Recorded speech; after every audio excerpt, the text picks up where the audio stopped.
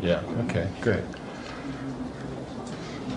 Ladies and gentlemen, I'm here tonight to bring you some revelations, so to speak. We've been asleep for many, many years, and it's time now for us to wake up. And it's time for us to wake up not in fright, not to look around and jump back from the shadows, but to come awake with our eyes open, realizing what stands in front of us and what we must do so that we can live our lives again in peace and tranquility. And we must, at all costs, guard against drifting back into the slumber that we have been in for the last 40 to 50 years, that has really created the situation that we find ourselves in today. We're going to be discussing a lot of subjects tonight, and I would like for you to hold your questions until the end, at which time I will be happy to answer them. The harder the question, the more I like it. There's no such thing as a dumb or stupid question. And while I'm imparting this information to you tonight, I want you to try to come up with questions to poke holes in it. And I'm going to answer every one of those questions, because when you leave here tonight, I don't want you to have any doubts in your mind whatsoever about the truthfulness of what you're about to hear. Because it is so important not only that you understand it and believe it, but that you act upon it so that we can do something about it.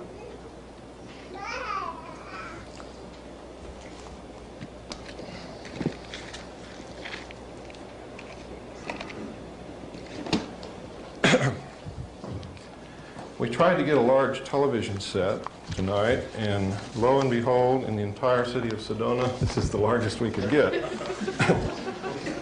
So if you'll bear with us, I'm going to be showing you some videotapes. Most of them we're going to play through once, because the audio will be enough for those of you who aren't able to see it from the back. When I get to the Kennedy tape, if you are unable to see what you need to see after we play it the first time, let me know. We will then ask the people in the front to stand up and move back, and those of you in the back come forward. We will play it through as many times as we need to. It is important that you know that you've been lied to, that your own government assassinated one of our presidents. And we're going to show that to you tonight. I would like to thank some people now and talk about some material that you're going to be seeing here in the future. I would like to thank especially Eve Bruce, who through long-distance telephone conversations really started this rolling and was the one who put it together for you. I would like to also thank Mr. Ed DeMar, who was sort of in partnership with Eve to bring this about and did an awful lot of work on it, and who has written a book called Lèse-Majesté. It's by Ed DeMar, and it covers or concerns a lot of the material that I'm going to discuss tonight, and a lot of the things that Colonel James Boegreitz is talking about across the nation. I have read a good portion of Mr. DeMar's book this morning, and I have to tell you, it is one of the most in-depth, most well-researched, most well-referenced works of its kind that I have seen, and includes the best bibliography on this subject, which is available for all of you here tonight. You can pick up this bibliography from the table back here, and the reason we put it out for you to pick up is because most of what I'm going to tell you tonight, you can find out for yourselves through your own research. Most of the information that I'm going to give you is not secret. It has been in the public domain for many years. However, we have been extremely, trying to think of a nice word for it, but I can't.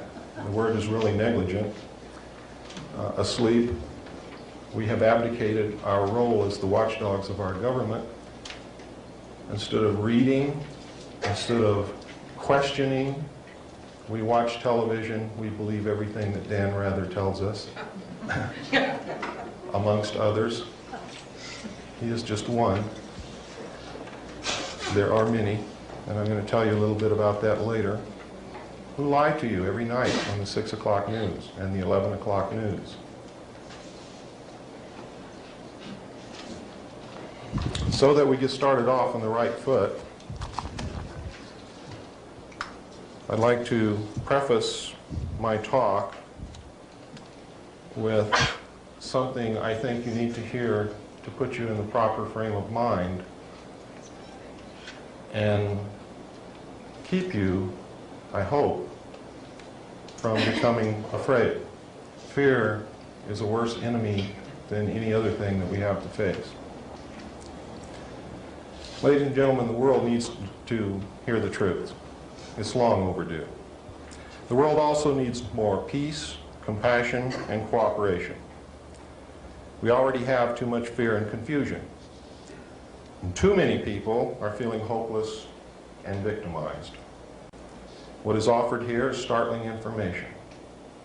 And what we ask is that if you choose to accept it, you do so with the understanding that it would not come to our attention now if we did not have the ability to successfully respond. But successful only if we bring our highest thoughts, energies, and feelings to take positive action. We are not here to create more confusion, fear, or negative energies of any kind. And it is important that we not give in to these in ourselves, as it would only add to what the world already has.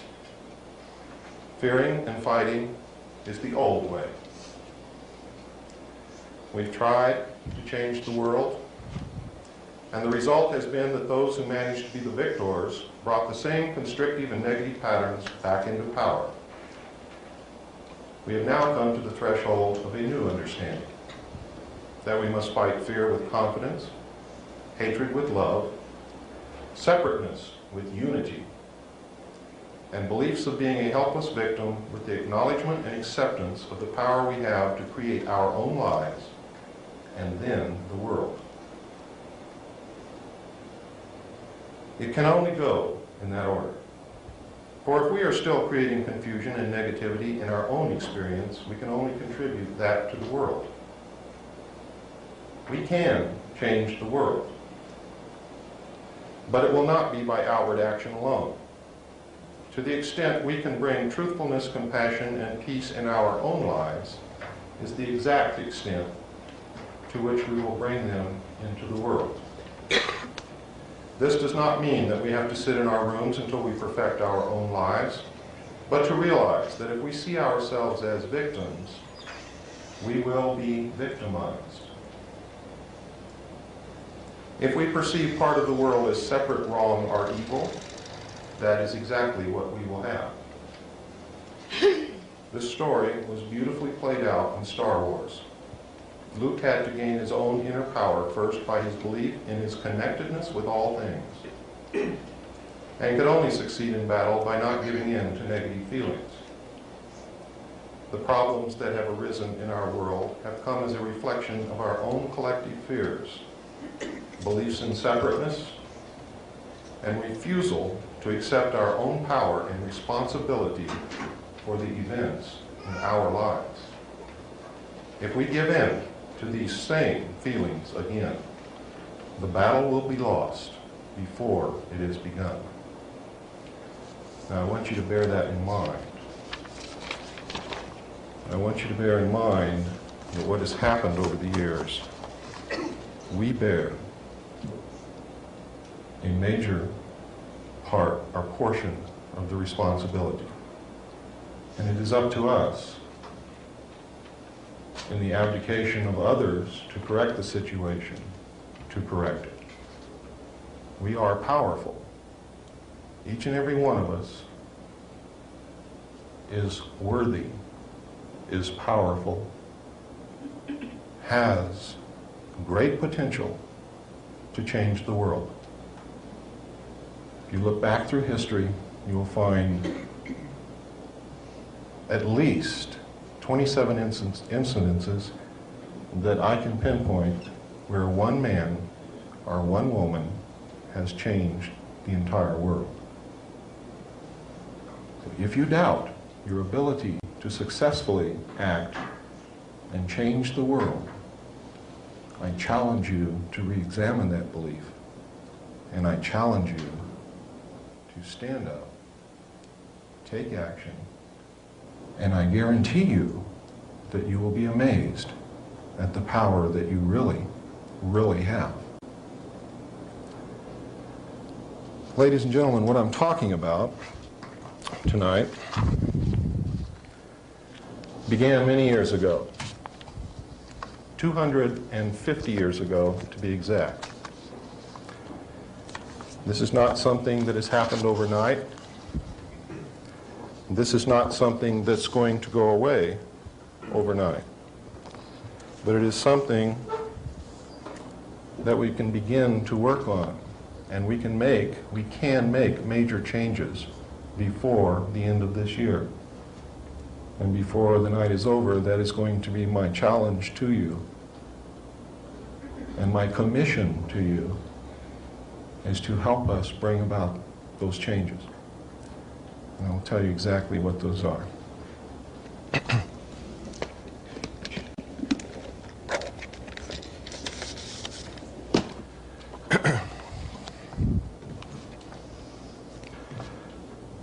I'm going to brush over the brief history of this because what I want to do is get to the meat of the matter that's happening today, because that's really what concerns us. But you need to know how it all started. About 250 years ago, there was a man who was contacted by, you might call it a channel, you might call it an alien being, you might call it a spirit, whatever you call it. This entity that contacted this person set in motion one of the most far-reaching, longest-lasting conspiracies known to man. It began with the Illuminati. It began with the Illuminati right from the inception of the Illuminati as a plot to depose the rulers of the countries of the world, take down the national barriers, create a one-world government with the core members or executive members of the Illuminati at its head, concentrating the power of the world and the wealth of the world in their hands and subjugating the rest of the human race literally to serfdom. When the heads of the monarchs of the countries of Europe uncovered this plot accidentally, they immediately banned the Illuminati.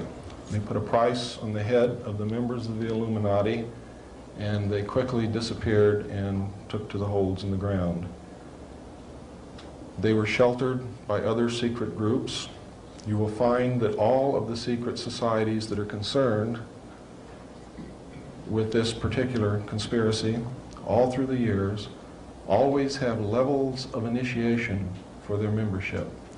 I'll explain to you why that is a little bit later.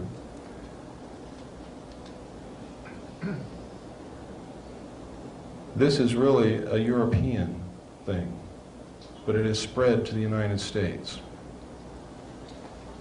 The major controlling membership of these secret societies is a group known as the Round Table of Nine. They are the heads of the most powerful banking families in the world. When you get right down to it, there are only 9 families who control the wealth of the world, and that is the 9 families whose heads make up the Round Table of Nine. Beneath the Round Table of Nine, there's an international organization known as the Bilderbergers. The Bilderbergers are a major player in this.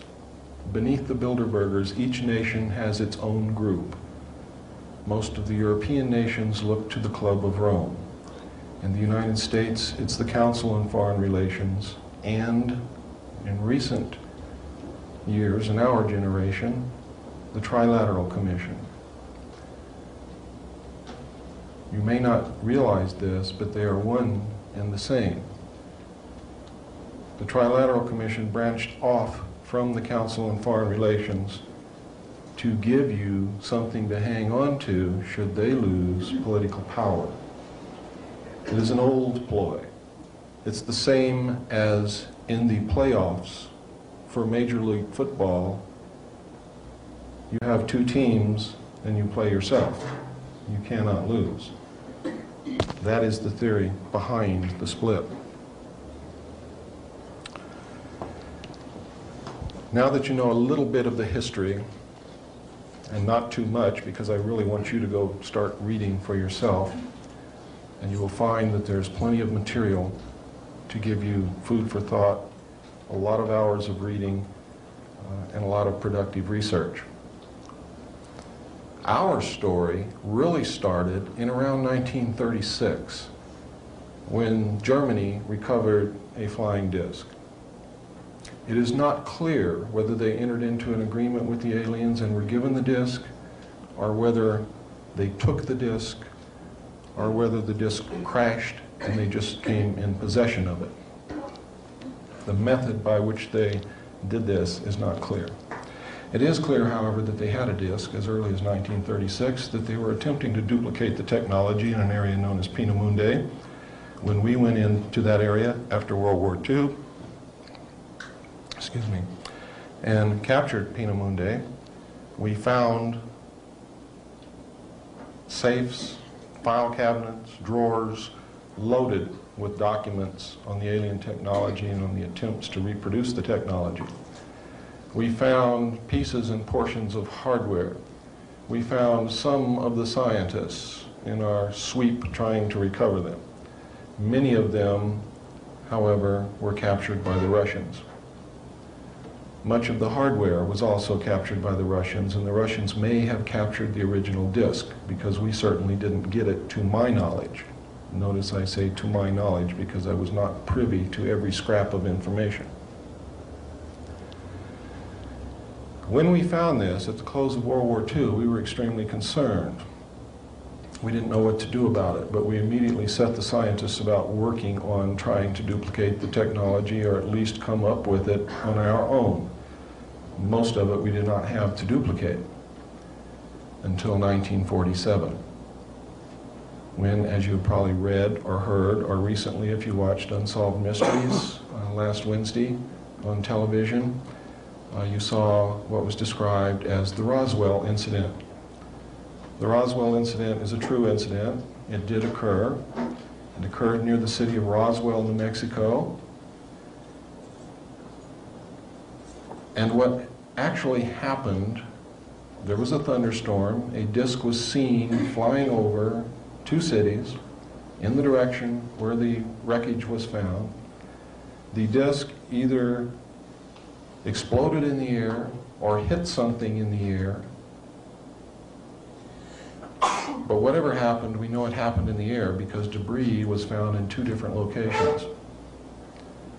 There were large amounts of small debris scattered over a ranch that belonged to a Mr. Brazel, who was an old-time cowboy. He was a very honest man and reported it. Several miles away, there was a large, intact majority of the saucer, actually, or the disc, found on the ground with several dead alien bodies. The reason I say several is there are accounts that there were 4. I saw pictures of 3 of those dead alien bodies in a report called Project Grudge, which also included material from a report called Blue Book Report Number 13. So, I'm not sure whether there were 3 or 4. I saw photographs of 3 of those bodies for sure. really, it doesn't make any difference if there was 1 or 50. The important thing is that it occurred and that there were dead alien bodies that were not of this world. The technology was not of this world. We could find nothing within that craft that we knew anything about. We could not find electrical wires, we could not find vacuum tubes, we could not find hydraulic actuators, accumulators, control valves. We didn't know what made this thing tick. Immediately,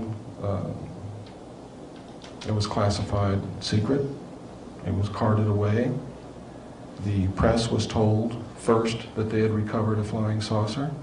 Second, that no, it wasn't a flying saucer, it was a weather balloon.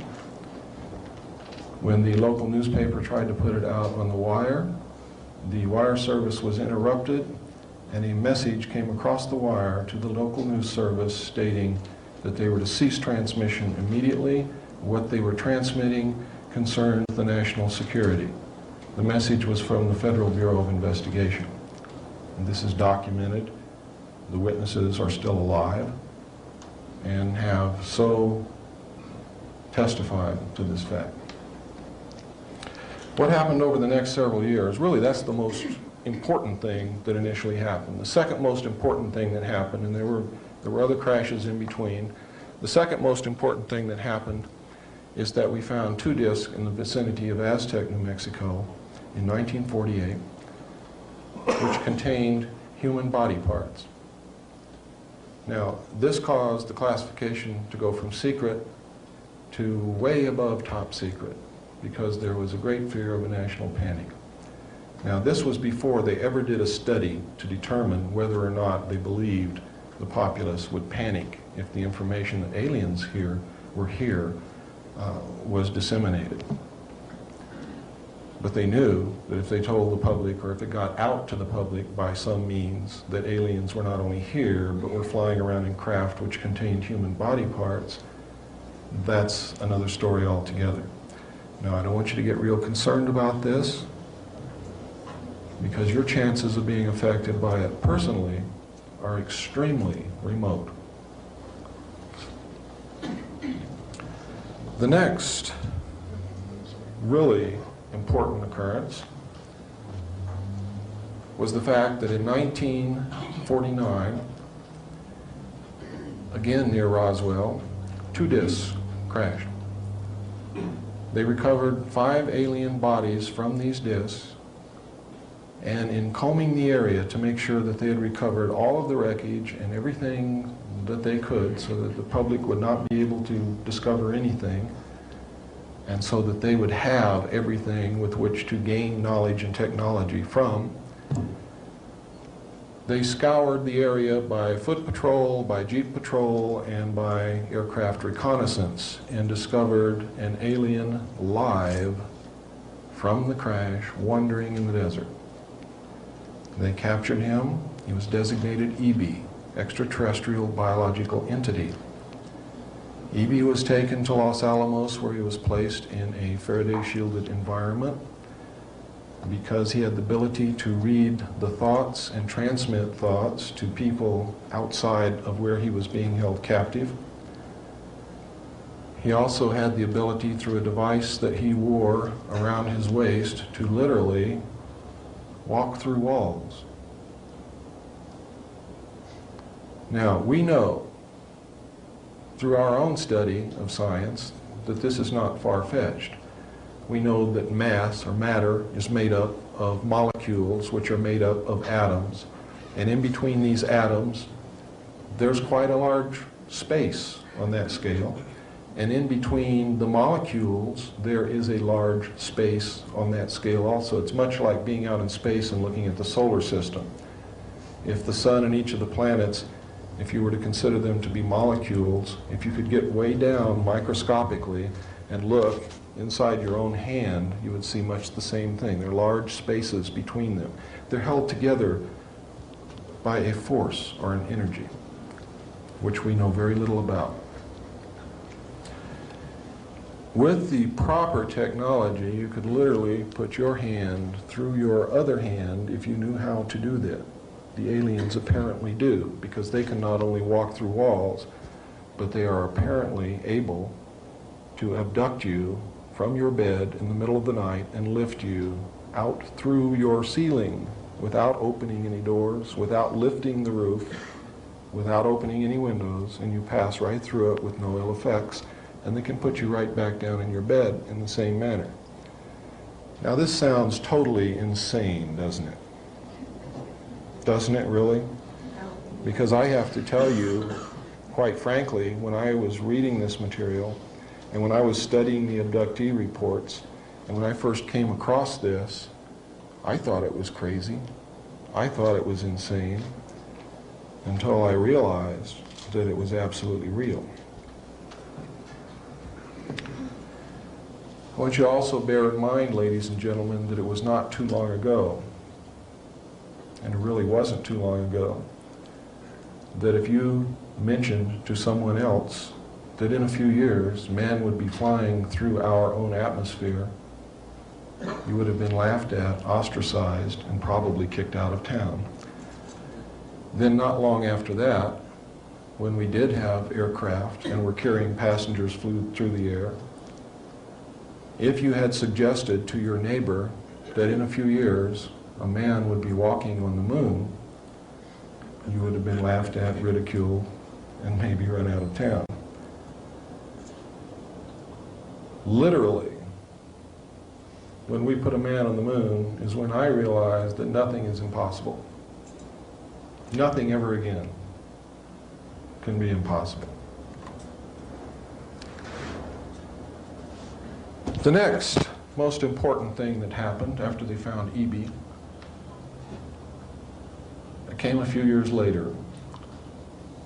E.B. became ill, and they tried to save him. They were unsuccessful. They didn't know how to go about it. But in an attempt to save him, and also in an attempt to gain favor with this technologically superior race, they began broadcasting out into space for help. We have one of your people here who crashed in one of your ships. We're trying to save his life. He's dying. Please help us save his life.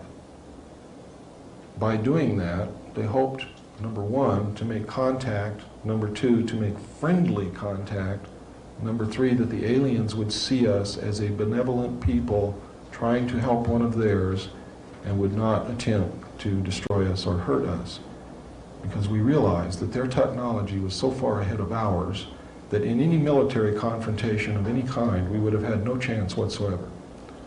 And basically that is still true today.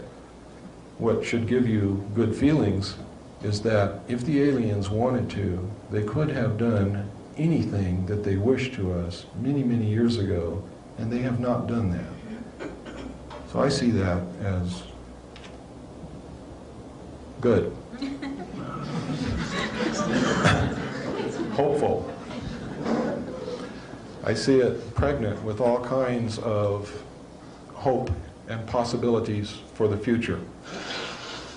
Because we know, as the human race, what we usually do to an inferior culture, if we're technologically superior, is usually not that good. So there is a great deal of hope. There's a great deal of promise in that. E.B. died in June of 1952. As of the time of E.B.'s death, we had not had any answer to the message that we had sent out into space. The movie that you saw, called E.T., is the story of E.B. They have changed some things around to make it more palatable to you. The beginning of the story, he's running around in the desert. He's lost. The government is chasing him. In the real story, the government caught him. In the movie, the little boy gets him. And they form this symbiotic relationship. They're each getting something from the other. And it's a wonderful story. Well, in real life, the real life E.B. was assigned an Air Force officer to watch over him, become his friend, get as much information from him as he could, be his mentor, be his captor. And the same symbiotic relationship developed between E.B. and this Air Force officer, to the point where when E.B. died, the Air Force officer cried. He was deeply hurt. He'd lost a dear friend because he had been with E.B. literally night and day since they had found him. In the movie, E.B. gets very ill, and everybody's very concerned. And the little boy plays the role of the Air Force officer. And you see that he cries. But in the film, he lives. E.T. Call Home was Project Sigma to attempt to make communications with the aliens to come and help save the life of E.B. The government, ladies and gentlemen, is giving you information at an unprecedented rate every day. They are trying to get to your subconscious and tell you the story of what has happened over the last 44 years. So that when the truth comes out, it is not a critical shock. You will be prepared for it. You will understand what is happening. In 1953, we detected large objects in space coming toward the Earth. They took up a high orbit around the equator. These objects were determined to be spacecraft intelligently controlled. We did establish communications with them. Arrangements were made for them to land. There were 3 landings in 1954. One took place at Holloman Air Force Base in New Mexico. One took place at Edwards Air Force Base in California. The other one, do not hold me to this because I cannot substantiate it, but I believe it was at Homestead Air Force Base in Florida. I believe that the aliens who contacted us, who were attempting to help us, who refused to give us technology, who wanted to help us with our spiritual development, I believe that that landing took place at Homestead Air Force Base in Florida. But I can't get any verification from that from any source, so don't put that down as fact, put it down as a possibility. The other 2 bases, the other 2 landings I know occurred without a doubt at Holloman Air Force Base and Edwards Air Force Base. The first landing occurred at Holloman Air Force Base, where the aliens met with our intelligence officers. They reached a basic agreement after several hours. They were able to communicate. They left one hostage with us, his name was Krill, as a pledge that they would return and formalize an agreement. Later in 1954, they landed again at Edwards Air Force Base. President Eisenhower had arranged to be on vacation in Palm Springs. At the appointed date and time, President Eisenhower was whisked away. He actually disappeared. Nobody even saw the helicopter come or go, but he just flat disappeared. The press was really shook up, and if you read the newspapers during that period of time, you will find that the press literally went wild trying to locate him. They were given a story that he was taken to a dentist for a toothache. They never found a dentist that treated President Eisenhower. In fact, he was at Edwards Air Force Base. He reached a formal agreement with the aliens and a treaty was signed. This was played out in a movie that you saw called Close Encounters of the Third Kind. Everything that you saw in that movie, except for finding the ship in the desert and the plains in Mexico and those types of things, was true. People were and are still being abducted. People were and are still being picked up and relocated, decontaminated, brainwashed, given new identities, and put back into society in some other location. It's for their own protection, really. In most cases, in some cases, it's a travesty of justice. People are being implanted. The implants were played out by the silly little tune that people got in their head. That represented the implants. They couldn't get this out of their head. They would have a close encounter with an alien disc, and they would hear this tune, and they could never ever get rid of it. And it drove them to do some crazy things. And there are people today who are being driven to do some crazy things. I know some abductees who wake up one morning after they've had an abduction experience and they've got to move. And they've got to move to a specific place in a specific state, and they've got to do it right now. And they don't know why. And they've never been there before. And they have no friends there. They don't even know what the place looks like, but they get all their kids, they pack up, and they leave, and they go to Sedona, Arizona.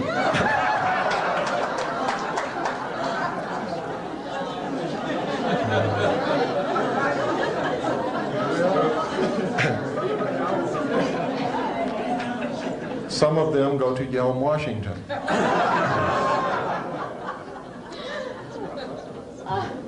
There are areas in the United States where people are being driven to. They don't know why they're going to these places, but they're going there. Usually they have been abducted. Usually they have been implanted. Well, let me take that back. I guarantee you that everyone who has been abducted has been implanted. And the time that I saw the information between 1970 and 1973, the official Office of Naval Intelligence figures was 1 in 40, which works out to 2.5% of the population. How did they get these figures? It's very simple, ladies and gentlemen. At that time, they still had the draft. At that time, they had draft quotas from every state representing a certain percentage of the population. A certain percentage of the population of young men had to be drafted according to the percentage of the total population that lived in that state. When they came in for induction into the military service, they were given an extensive medical examination, and even at that time, ladies and gentlemen, we did have magnetic resonance imaging capability, but the military did not put it out to the civilian community as yet. This was a new technique, a new development. They found that according to the number of implants they found in the military inductees, based upon the percentage of the population of that state from which they were taken, that the number of people in the United States who had been implanted was 1 in 40. I sincerely believe that that was an underestimate, maybe a large underestimate, simply because now today most of the abductees are women, and that sampling was taken from only men. Why they're mostly women, I don't know. It has something to do, I do know, and this may not be the only reason, and that's why I say I don't know what the whole reason is.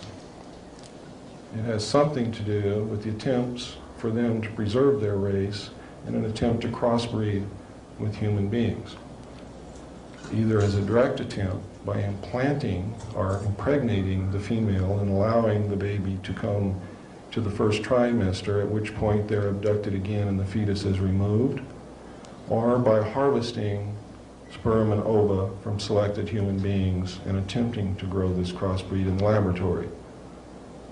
There is tremendous evidence to support this. Now, let me digress back again to the next major step that happened, was that in 1954, when after President Eisenhower had become incumbent with the office, he realized that he was going to have to deal with this, and he also realized, as I realized a long time ago, you can't believe what's happening. You can't believe what the aliens tell us, whether they be good, bad, etherical, interdimensional, whatever. There is so much deception and so many lies involved with this that you have to step back and say, I'm not going to believe anything until I can prove it. And to do otherwise is to put yourself in terrible jeopardy. Believe me, terrible jeopardy. And I can cite instances where this has happened. President Eisenhower knew that he wasn't capable of determining what the truth was, but he knew that there were some pretty smart people in this country. He put together an organization called MJ-12, or Majority 12. Majority 12 was made up of 6 men from the United States government. Those 6 men were Nelson Rockefeller, who represented the President, who was the Secretary of State, the Secretary of Defense, the Director of the CIA, the Director of the FBI, and the Chairman of the Joint Chiefs of Staff. The balance of MJ-12 was made up of the Executive Committee of the Council on Foreign Relations.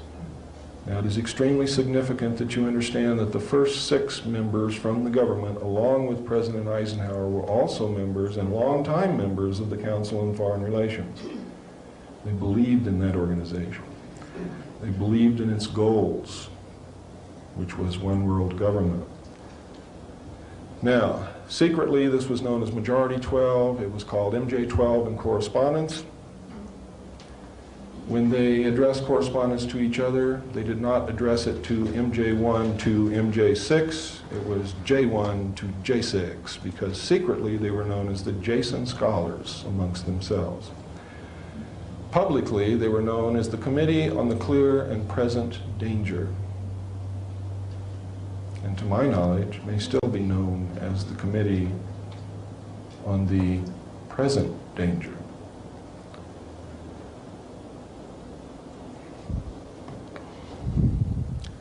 I remember MJ-12 as being 12 men. However, I am still in the process of remembering, and my memory is constantly being joggled and jiggled.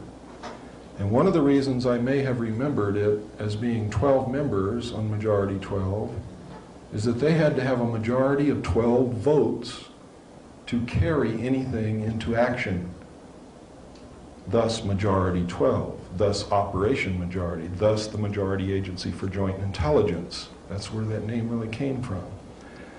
Which means they literally had to have the vote of every member on it if there were really 12 members. But having to have 12 votes to carry, being named Majority 12 or MJ-12 could have just been enough to make me believe that they only had 12 members. My memory is beginning to joggle now, and I'm starting to believe that maybe there was first 6 from the government and 12 from the Executive Committee of the Council on Foreign Relations, and that there may really be 18 members on MJ-12.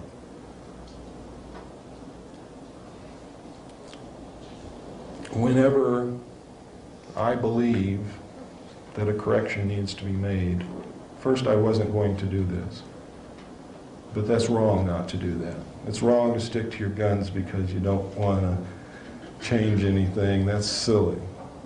Because, ladies and gentlemen, it doesn't make any difference if there's 1 member, if there's 12 members, or if there's 18 members. What makes a difference is that Majority 12 exists, MJ-12 exists. These men were all members of the Council on Foreign Relations, and they are the secret government. That's what really counts.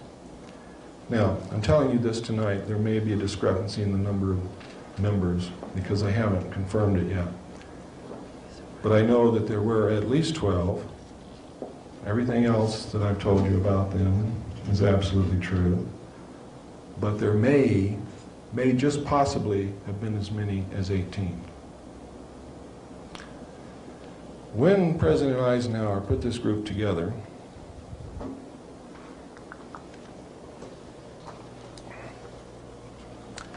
oh, thank you. I didn't realize how thirsty I was.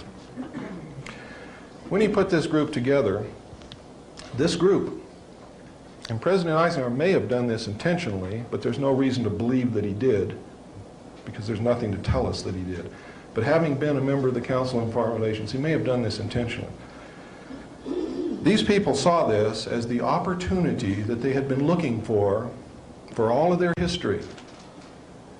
It was the opportunity finally to control one of the major superpowers of the world behind the scenes. Because who gets knocked off when things go wrong? The person standing out in front, right? The people behind the scenes just chuckle and laugh and say, they got the wrong guy, and they put another one right up there for you to knock off. If you're even smart enough to knock somebody off, which we haven't been. The only ones that have been knocked off, they did the knocking off. Through a whole bunch of secret executive orders and NSC memos, which are in fact executive orders, they reached the habit actually of using NSC memos in place of presidential executive orders to prevent the government from falling should the public find out what was really going on. It was to save the presidency. What started out as a means to save the presidency resulted in a means to prevent the president from knowing the truth.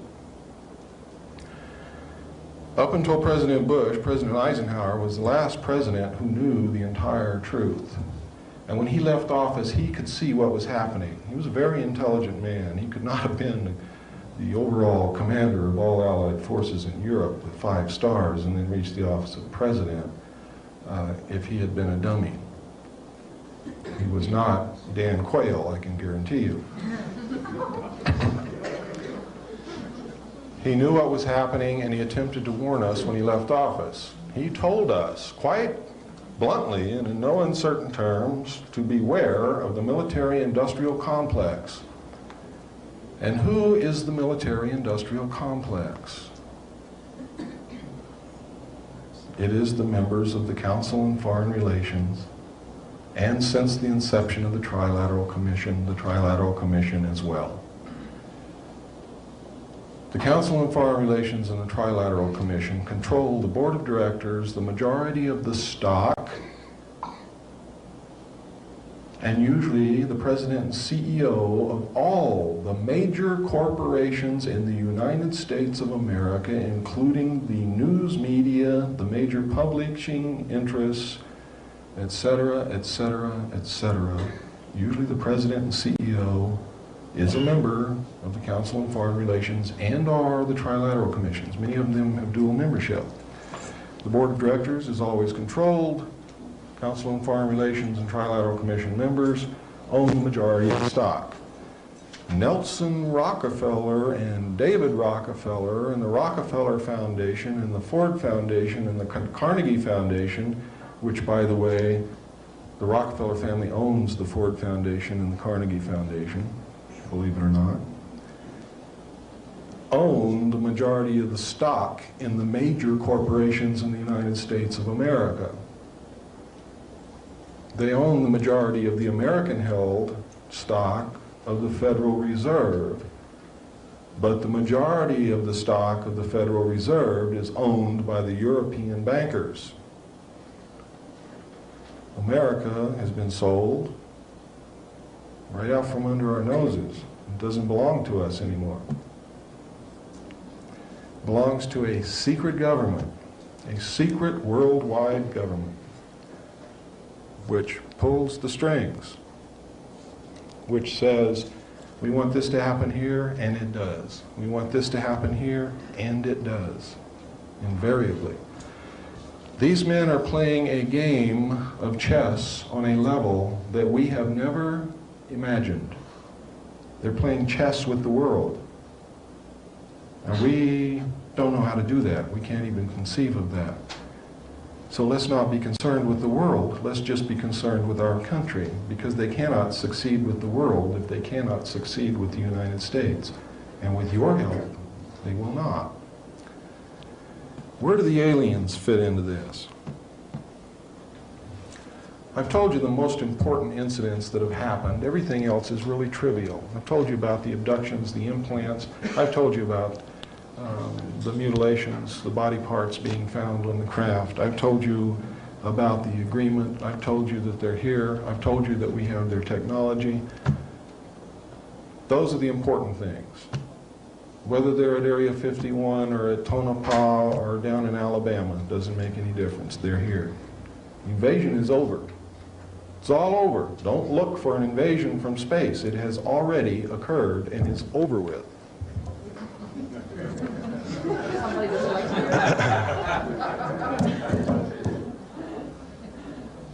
So we don't have to be concerned with that. One of the things that the secret world government is going to attempt to do to get you to accept their new world order is they're going to try to scare the hell out of you with a fake, phony landing where they're going to say, oh my God, there really are ETs. It's going to be covered by the media of the world.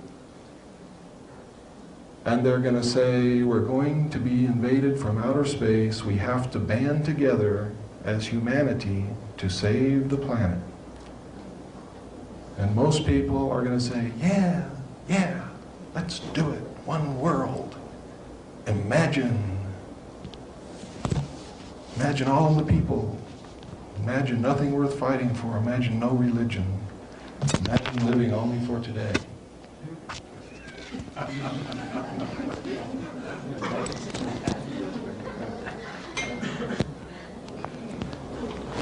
These events are always fun and unpredictable.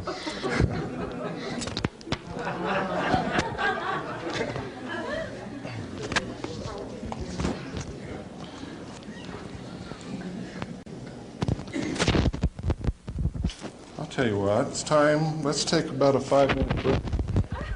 Come up and ask quite appropriately, who the hell are you? And I used to start all of my talks out with who I am, where I'm coming from, how I saw this information, and what my stance is on it. And I eventually reached a point, and I keep forgetting that I'm not in California anymore. I reached a point where people would say, we already know who you are, tell us what you got to say. So I stopped doing that, but now I'm in Arizona, and I realize that whereas in California I'm very well known, here I may not be as well known. I was raised in a military family. My father was an Air Force pilot. He is a retired Air Force colonel at this moment. When I was a child, I heard stories about Foo Fighters and crash discs and things not of this world and strange sights up in the sky, and saw pictures that pilots took simply because I was the son of a pilot. Not because anybody was taking the time to show me. I just happened to be there when these things were discussed and when these pictures were shown and passed around. And usually was underfoot and eventually was kicked out and exiled to the back bedroom or the backyard. Eventually, though, I grew up and left home, went into the Air Force. I was assigned to the Strategic Air Command as an aircraft and missile hydraulic technician, which means that I worked on the hydraulics and the pneumatic systems, or high-pressure air systems of aircraft and missiles for the Strategic Air Command. I worked with B-52 bombers, KC-135 aircraft, which is the same as a 707, only it's for refueling other aircraft and carries fuel instead of passengers. I worked on B-58 bombers. I worked on Minuteman missiles. During the time, both when I was in school learning my trade in the Air Force and the time that I was on the job, I met people who had taken part in crash disk recoveries, and usually at the Airmen's Club or in some bar downtown or someplace, because I was a young man then and that's where you could usually find me, with a beer in my hand looking for a girl. And if there wasn't a girl around, we lied to each other a lot. And generally, these stories I thought to be a lie until later years when I realized that these guys had been telling me the truth and I could kick myself in the head because I had not written it down. I had not pressed them for more information at a time when they were willing to talk to me for some reason or other. When I left the Air Force, I went into the Navy, and really I had planned to just skip from service to service. I was a pretty crazy young kid. I was gung-ho. I was raised on John Wayne movies and Sergeant Rock comic books. I came from a military family. My whole family was in the military service. Uncles, grandfathers, brother, everybody. We were service people. We were government people. We were patriots. We cared. We believed that the best thing that a man or a woman could do was to serve their country. When I went in the Navy, I volunteered for submarines because that was the weirdest thing you could do. And I was pretty weird. And I thought it would be neat to sleep underwater. So I did. While I was on submarines, being junior in the Navy, real junior, I had to stand lookout watches. Lookouts are well-trained professional observers. They are not just someone that they grab out of the galley and stick it there with a pair of binoculars. You are well trained because before you yell to the officer of the deck that you got to shoot at something coming at you off the port beam, you got to know that that's really the enemy and not the admiral coming out for a visit. And that's really the main reason for it.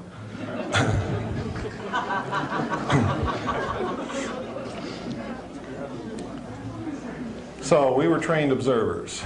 Now this is extremely important to me personally, because without this experience, I probably would not have lent the importance that the later information that I was going to see, I probably would not have realized how important it was.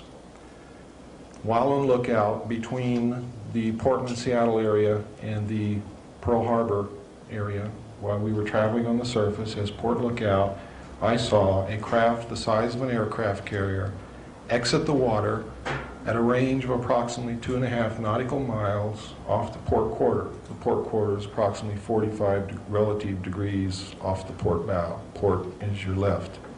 Left, port wine is red. That's where the red light is on a ship. Okay, now we got through that. I was stunned. I knew that I had just seen something that was absolutely incredible and nobody in the world would believe that I saw it and nobody else saw it. And I was faced with the dilemma. I'm the port lookout. Something just came up out of the water that could destroy us in a second. It was a machine. It was intelligently guided. I knew this. It was as big as an aircraft carrier. It was the most important, earth-shattering thing that had ever happened to me in my life. Because I saw it, I realized what it was. I knew I wasn't dreaming. There was nobody around who could be manipulating me in any way, shape, or form. And it was my responsibility to report this. Are you kidding? I'm going to tell the man who writes my performance report that I just saw this thing come out of the water? You got to be nuts. But I had a responsibility to the safety of the ship, the boat, which we call submarines boats, not ships, to the boat and to the crew. So I had to devise a method to report this. And what I did was I told the officer of the deck, Ensign Ball, I said, Ensign Ball, I saw something about 2.5 nautical miles off the port quarter, but it just flashed and I don't know what it was. Could you please help me scour that area to see if we can find it again? Now, I didn't really believe that this thing was going to show up again at all. Well, the starboard lookout heard this conversation and he turned around and started looking too, which he shouldn't have done because you're never supposed to desert your own field of responsibility, but he did. At about that time, the object came, or this object or another one just like it, came back down out of the clouds and entered the water. Ensign Ball dropped his binoculars, dropped his jaw, and turned around and just stared at me and didn't say a word. And then he turned back around and he just stared off into space for a couple of minutes. And then he turned around and looked at me again. And he said, this had to happen on my watch.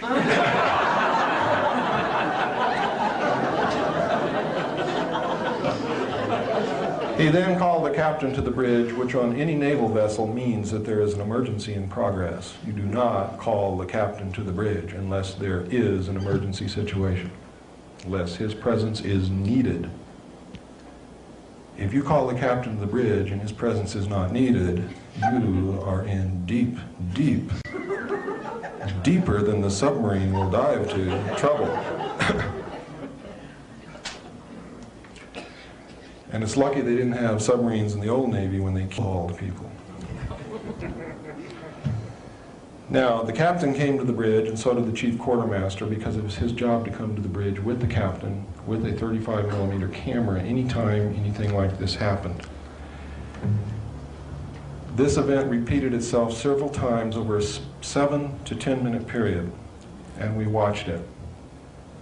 They would exit the water, go and disappear in the clouds, and then another ship, or the same ship, would re-enter the water. Eventually, it stopped.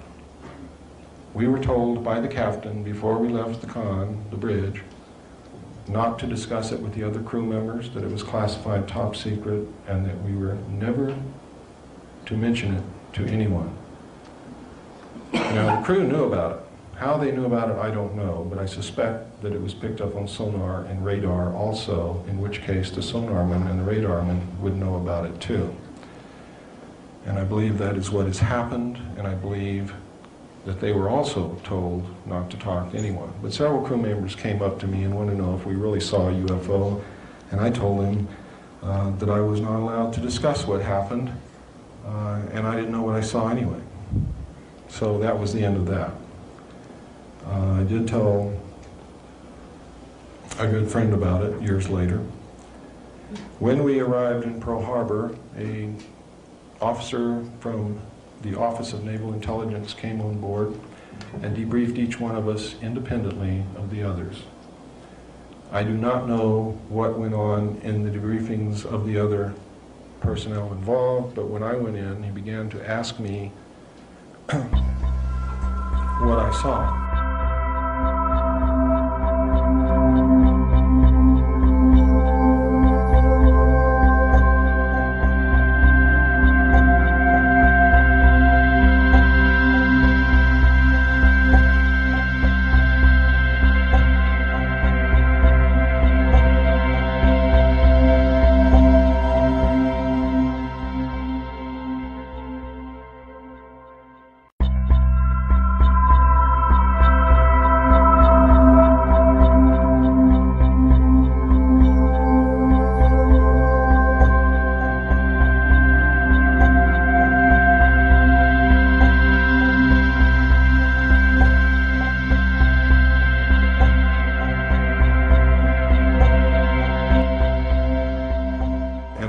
Saw anyway. So that was the end of that. I did tell a good friend about it years later. When we arrived in Pearl Harbor, an officer from the Office of Naval Intelligence came on board and debriefed each one of us independently of the others. I do not know what went on in the debriefings of the other personnel involved, but when I went in, he began to ask me what I saw. When I began to describe to him what I saw, he became very upset, even enraged. And having come from a military family, having a father who was an Air Force pilot and an officer, having served 4 years in the Air Force, I knew what this man wanted to hear. It was obvious to me. So I told him what he wanted to hear so that I didn't have to go through with what I knew I would have to go through if I told him anything else. So I told him, "Sir, I did not see anything. I don't know what you're talking about." And he said, "That's the spirit." I had to sign a security oath. I was dismissed, told that I was a good sailor, had a good future with the Navy, and I left. On the way out, Seaman DiGirolamo was braced up against the bulkhead in the passageway, and I whispered to him, "Tell him you didn't see anything." And I don't know whether he did or not, because we never talked about it again amongst ourselves. Several years later, I was trained again. Well, in between this, striking is what you call trying out for a certain particular job. I was striking for quartermaster, which is navigation. It's where you navigate whatever ship or vessel you're on. I made it, was promoted to third-class quartermaster. Eventually was promoted to second-class quartermaster. I was then trained by Naval Intelligence in my secondary NEC, which is 9545, which is internal security. I was then sent to Vietnam, where I was given a multi-million-dollar patrol boat. I was given 5 other lives to take care of and mother and be a friend to and be a daddy to and everything else, and was given a river and everybody that lived on both sides of that river and said, Bill, go out and kick their butts. And while you're out there, try to collect as much intelligence as you can, try to learn as much as you can from the local people, try to make friends with them, keep the river safe and secure, etc., etc., etc. While I was there, I learned that there was much UFO activity in Vietnam, an awful lot of UFO activity. They were called in official reports helicopters, enemy helicopters. Well, anyone who knows anything about Vietnam, if you look in documents released about Vietnam under the Freedom of Information Act, you will find many reports of any enemy helicopters attacking our troops, attacking the enemy's troops, taking villagers away from their villages. The truth is, ladies and gentlemen, North Vietnam had no helicopters, period. It was really UFO activity. When I came back to the United States, I was assigned to the Commander-in-Chief of the United States Pacific Fleet and was specifically assigned to the intelligence briefing team for Admiral Bernard Clary, who at that time was the Commander-in-Chief of the United States Pacific Fleet. While serving in this official capacity, I had occasion to prepare briefings on flaps. You know what a flap is? I mean, something's happening right now, and it's very important, and everybody's concerned about it, and all the admirals are in the command center, and they want to know what the hell is going on, and they want up-to-date information, and they want the plots correct, and they want to know who's over here, and what's the closest ship, and how fast can we get a United States Marine unit there. That's what you call a flap. In other words, everybody's throwing it all in the fan, and it's all coming out on me and the other people who were with me. It was our job to provide this information on a 24-hour basis. And specifically every day, we would come in very early in the morning, about 4 a.m., and we would prepare a briefing which took place at between 8 and 9 o'clock whenever the Admiral was ready, because we didn't tell him when to be there. He told us when he was there, and when he was there, we had to be ready. Between 8 and 9 o'clock, usually, we would present a briefing to the Admiral and his chiefs of staff. Now, you have to remember that this man had reason to know what was going on in half of the world, because he's literally responsible for the Pacific Ocean and the Indian Ocean and everything in between, including the land masses. In case of a nuclear attack or nuclear war or any kind of a war, it is the United States Navy that will deal the primary blow to the enemy, will deliver the war to the enemy first, and will usually carry it through to the end. And that is the truth. So he had the need to know everything that happened in that part of the world. When alien-connected incidents occurred, we would get top secret messages marked magic,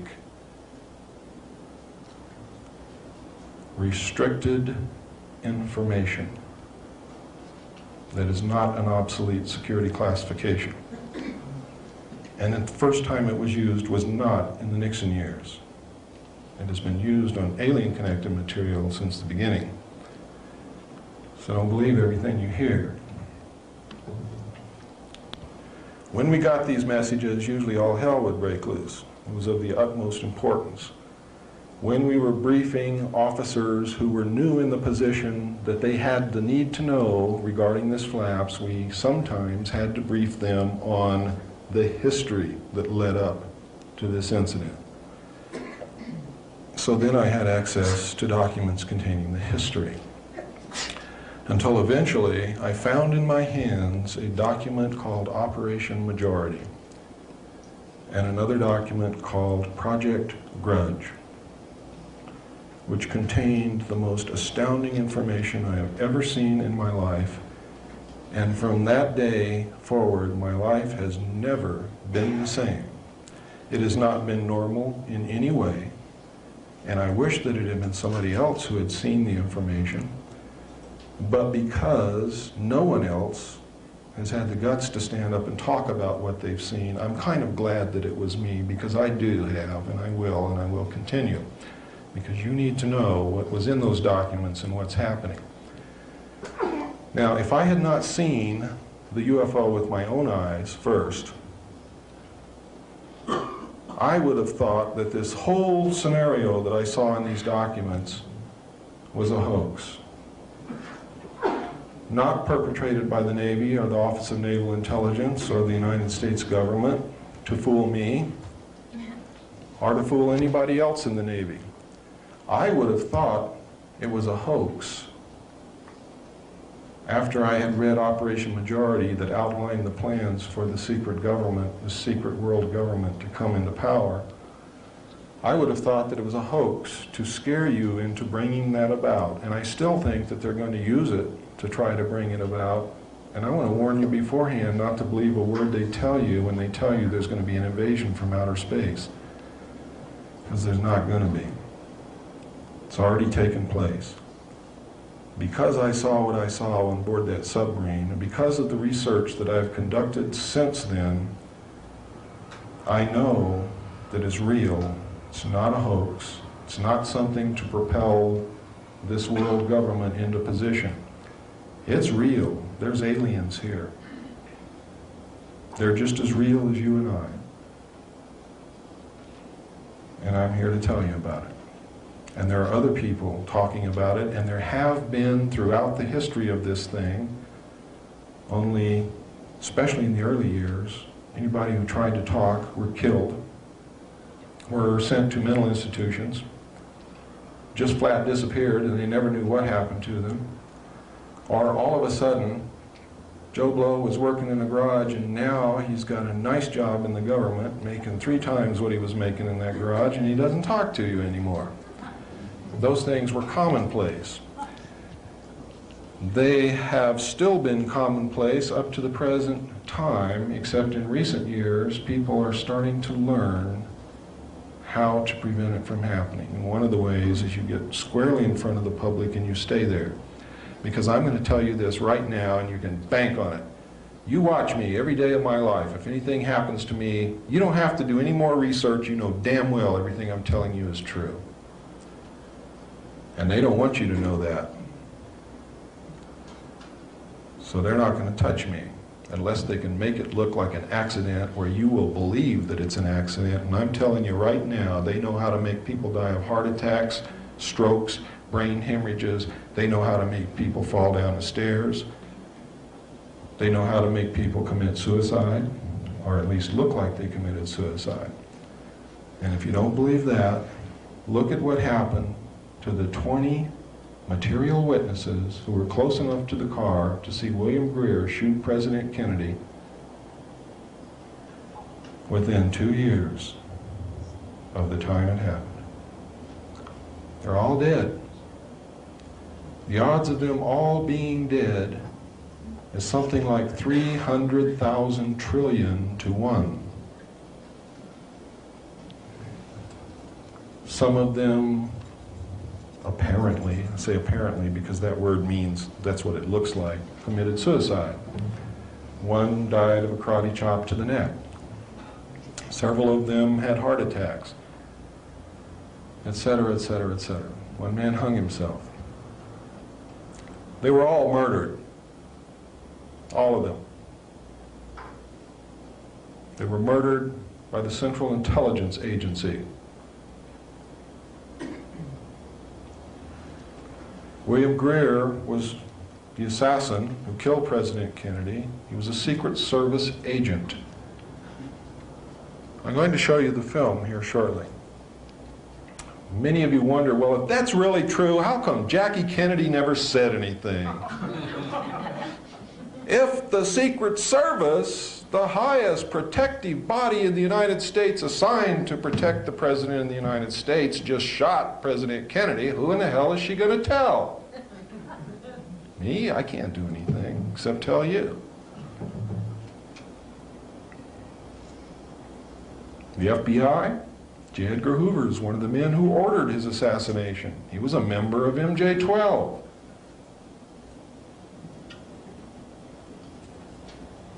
Beginning to see the picture? The picture's not a pretty one.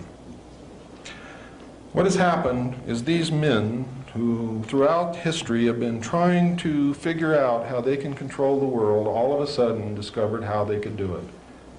In 1952, President Truman, together with the heads of state of the European nations and the Soviet Union, formed what is known as the Bilderbergers to coordinate the international efforts to protect the world from an invasion from outer space should these aliens turn out to have that as their ultimate goal.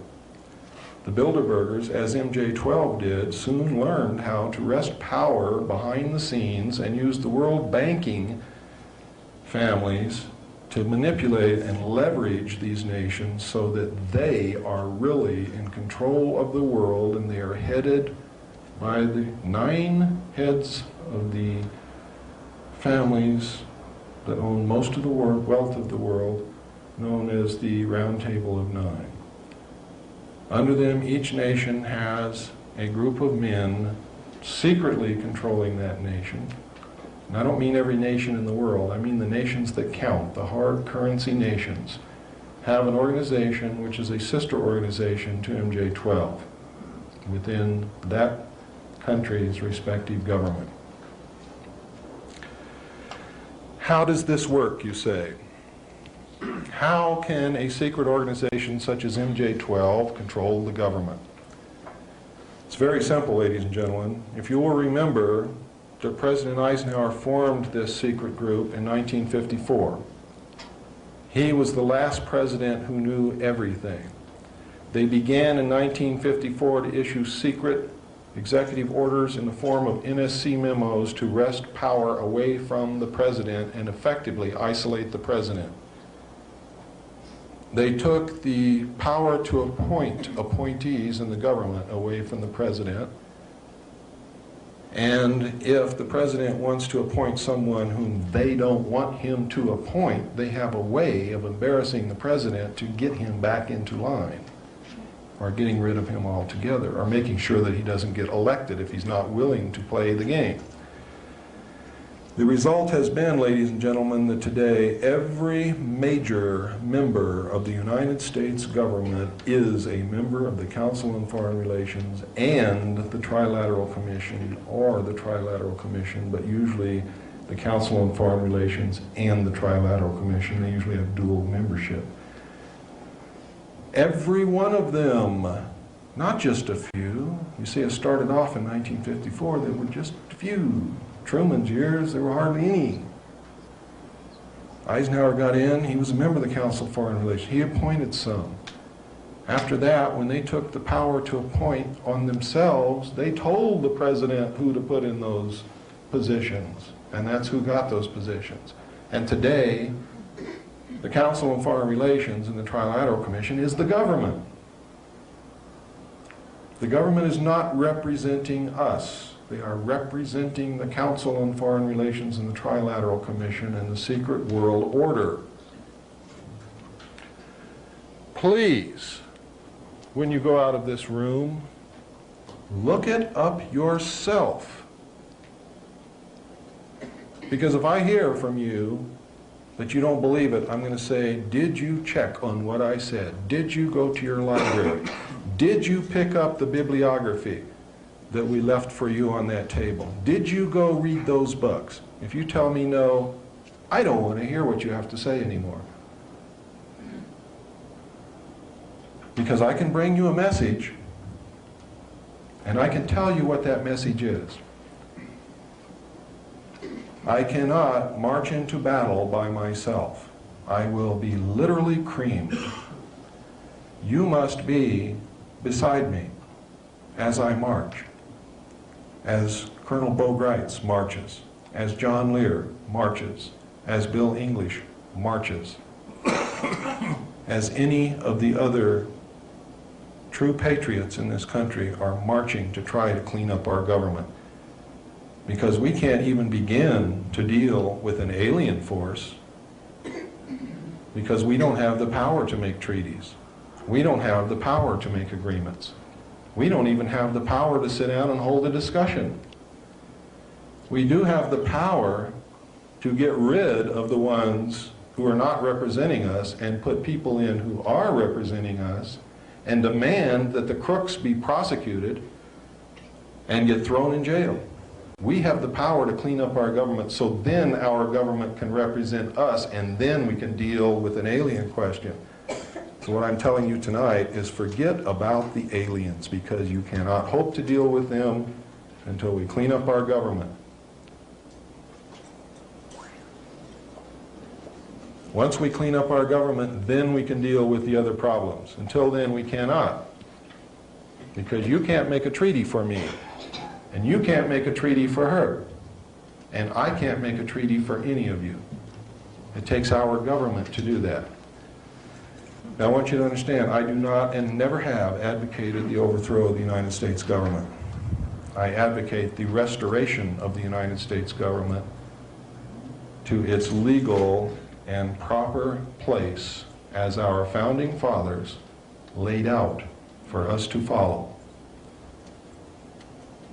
I advocate and will march and defend to the death the restoration of the Constitution of the United States of America.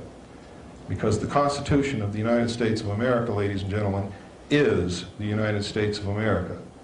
We are not the United States of America. The state of Arizona and the state of Mexico, or New Mexico, is not the United States of America.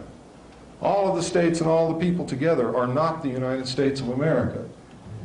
The United States of America is and only is the Constitution of the United States of America.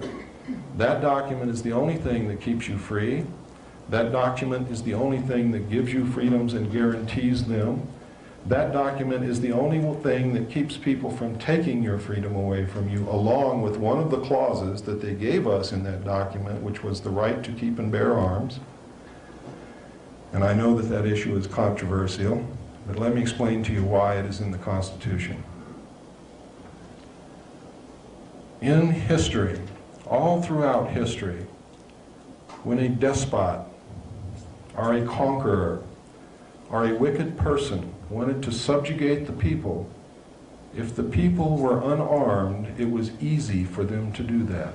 In fact, it was a foregone conclusion.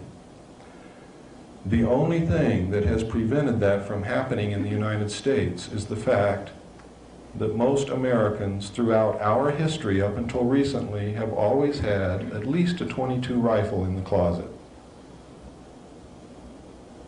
And no one could ever successfully march against an armed population which believed in themselves. We've lost a belief in ourselves. We've lost an understanding of the Constitution. We've lost the meaning behind it. We don't understand what our country is. We don't understand what keeps us free. And the secret government is manipulating you daily into begging them to take away your freedoms. And some of you here in this room have been begging them to take away your freedoms. You've been asking them to take away your right to keep and bear arms, which is the only thing that keeps them from destroying the Constitution, declaring martial law, and forming this world order right now. The only thing preventing that is the guns in our closets. That's all, because they would have done it years ago if it had not been for that.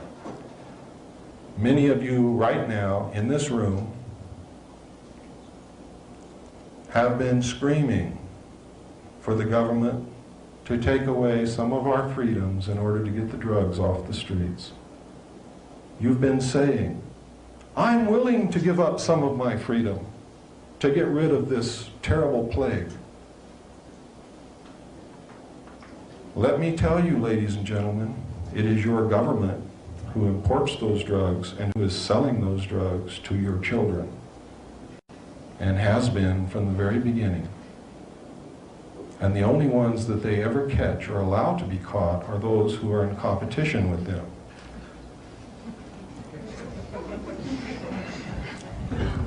This operation was put into place in the late 50s. It was organized by George Bush in cooperation with the CIA while he was president and CEO of Zapata Oil. Their plan was to bring the drugs in from Central and South America to the offshore oil platforms of Zapata Oil, from there to bring them into the United States by the normal crew conveyance and helicopters. Therefore, they would not have to undergo inspection by custom officials or law enforcement agencies of any kind. And it's been going on ever since.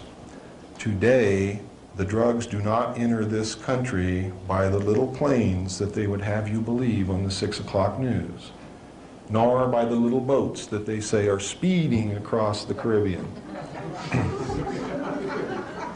The Coast Guard, ladies and gentlemen, and the United States Navy are not inept. Every aircraft that approaches the borders of this country from any direction is monitored minute by minute by the North American Air Defense Command. The drugs, ladies and gentlemen, are brought into this country on CIA proprietary contract aircraft and military aircraft and land on CIA facilities in the United States and on military air bases, and Homestead Air Force Base is one of those bases where those planes land. Recently, Colonel James Greitz, in the last few years, went to the Golden Triangle area to try to bring back American prisoners of war who we know are still being held. We've always known it, the government has known it. They have misused the Office of Prisoner of War Accountability to transact these drug deals. So they don't want the prisoners of war to come home. Well, we didn't know that until Bo Greitz went over there and talked to a gentleman by the name of General Kunsa, who is the drug overlord of the Golden Triangle. I've talked extensively with Colonel Greitz about this. I have all of his information. And coupled with mine, it paints a very bad picture. General Kunsa says that every year,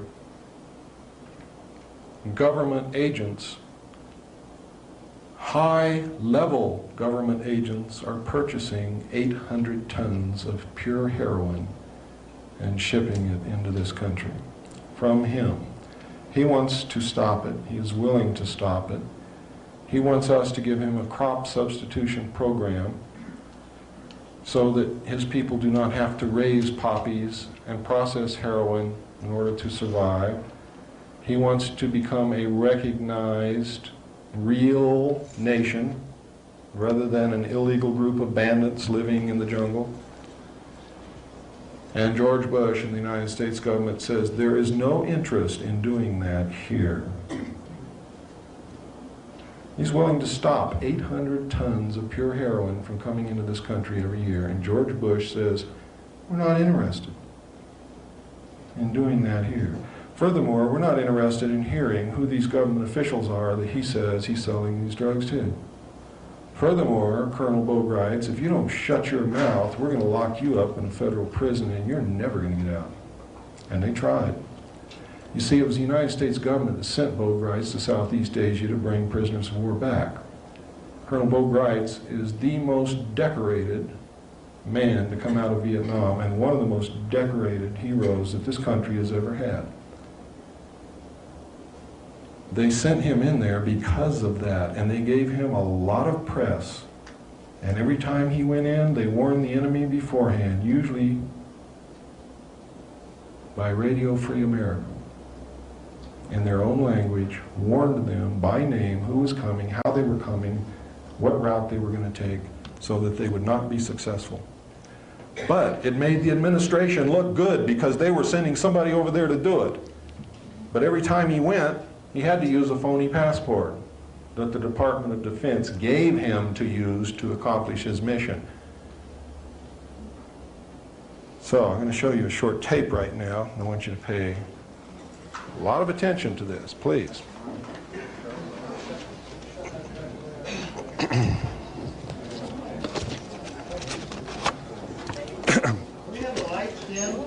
It reflects right in the center.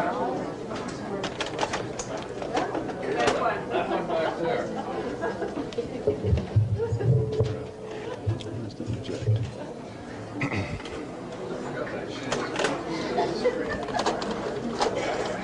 One more.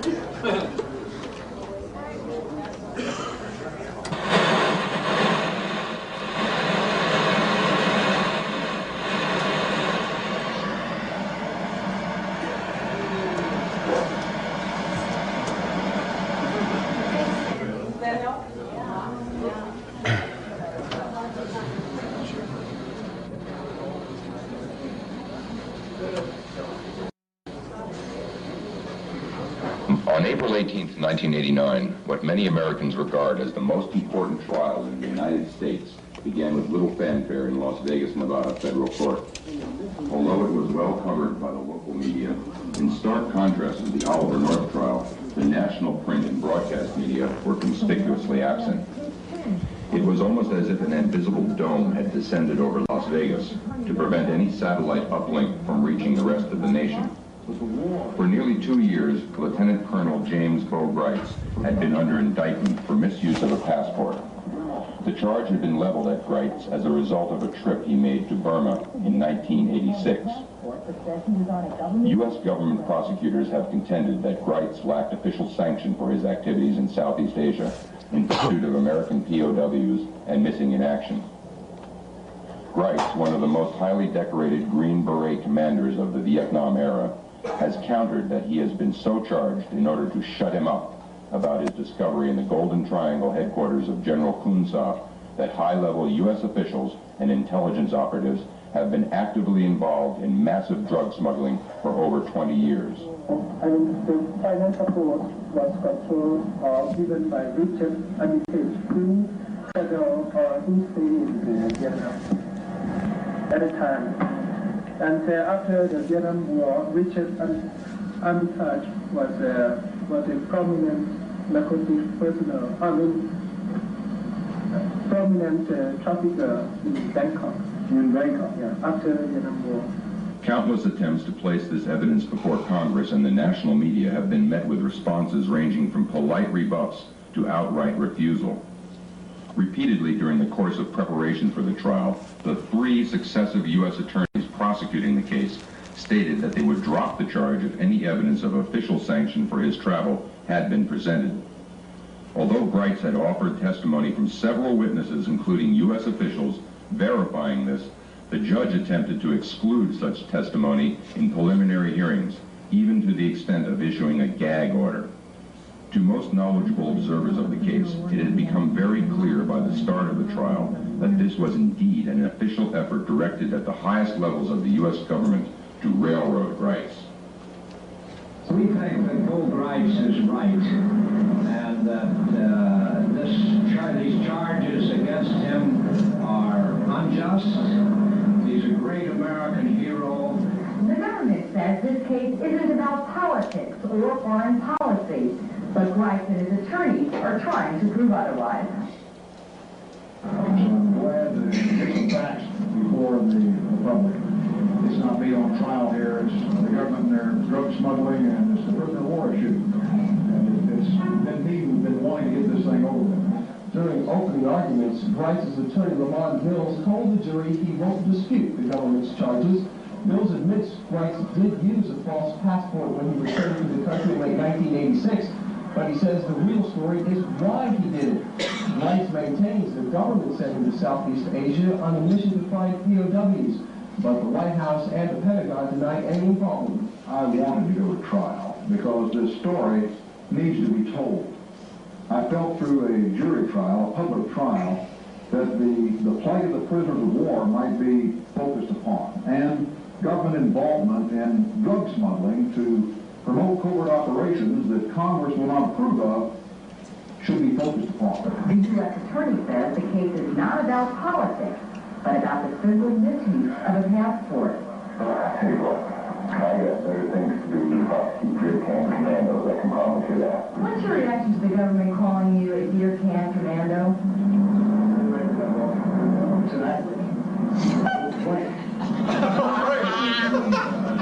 And I'm proud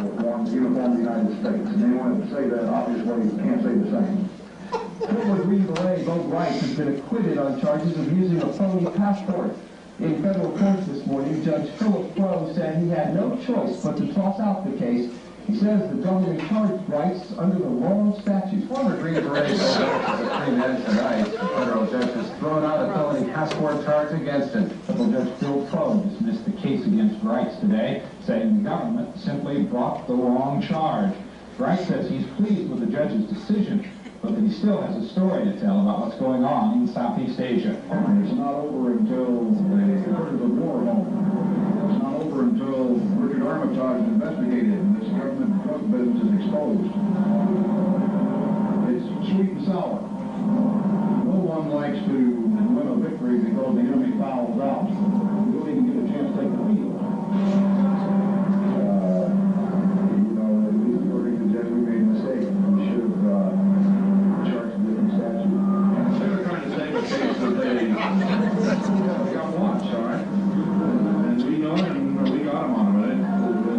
We won. Case is over. He's acquitted, not guilty. Mills told reporters that there was a lot of interest in this case from high places, referring to Washington. George Bush called the I'm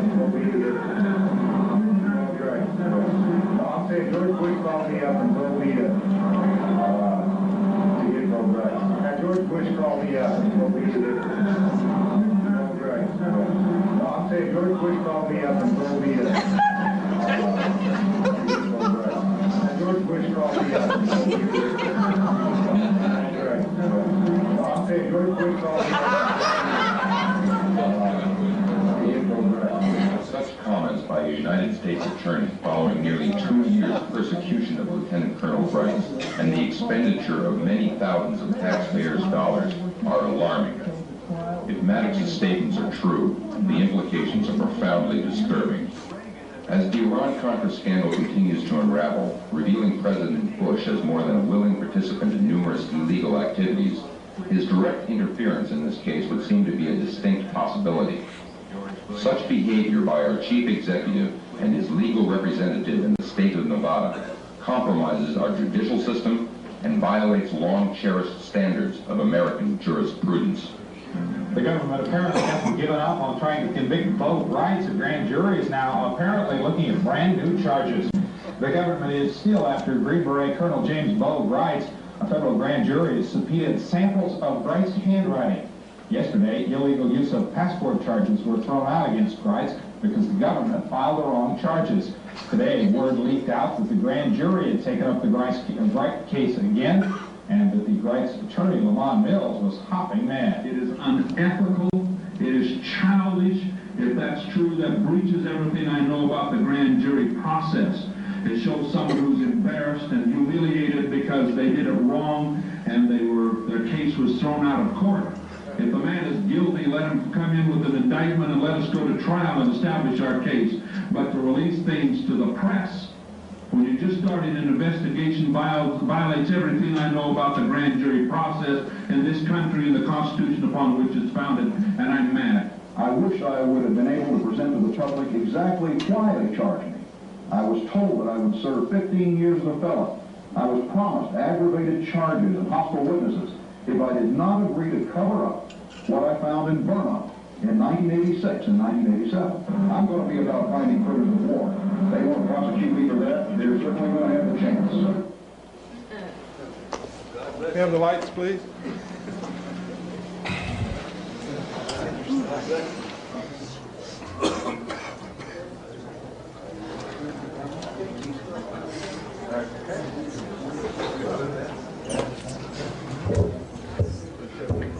I think I missed some. What was it the federal prosecutor said on the courthouse steps?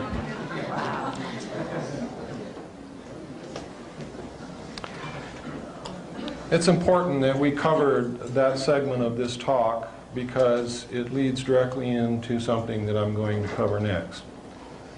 The purpose of the importation and sale of illegal drugs to the American people was to finance the alien-connected projects and other black projects which they knew they could not take to Congress for funding.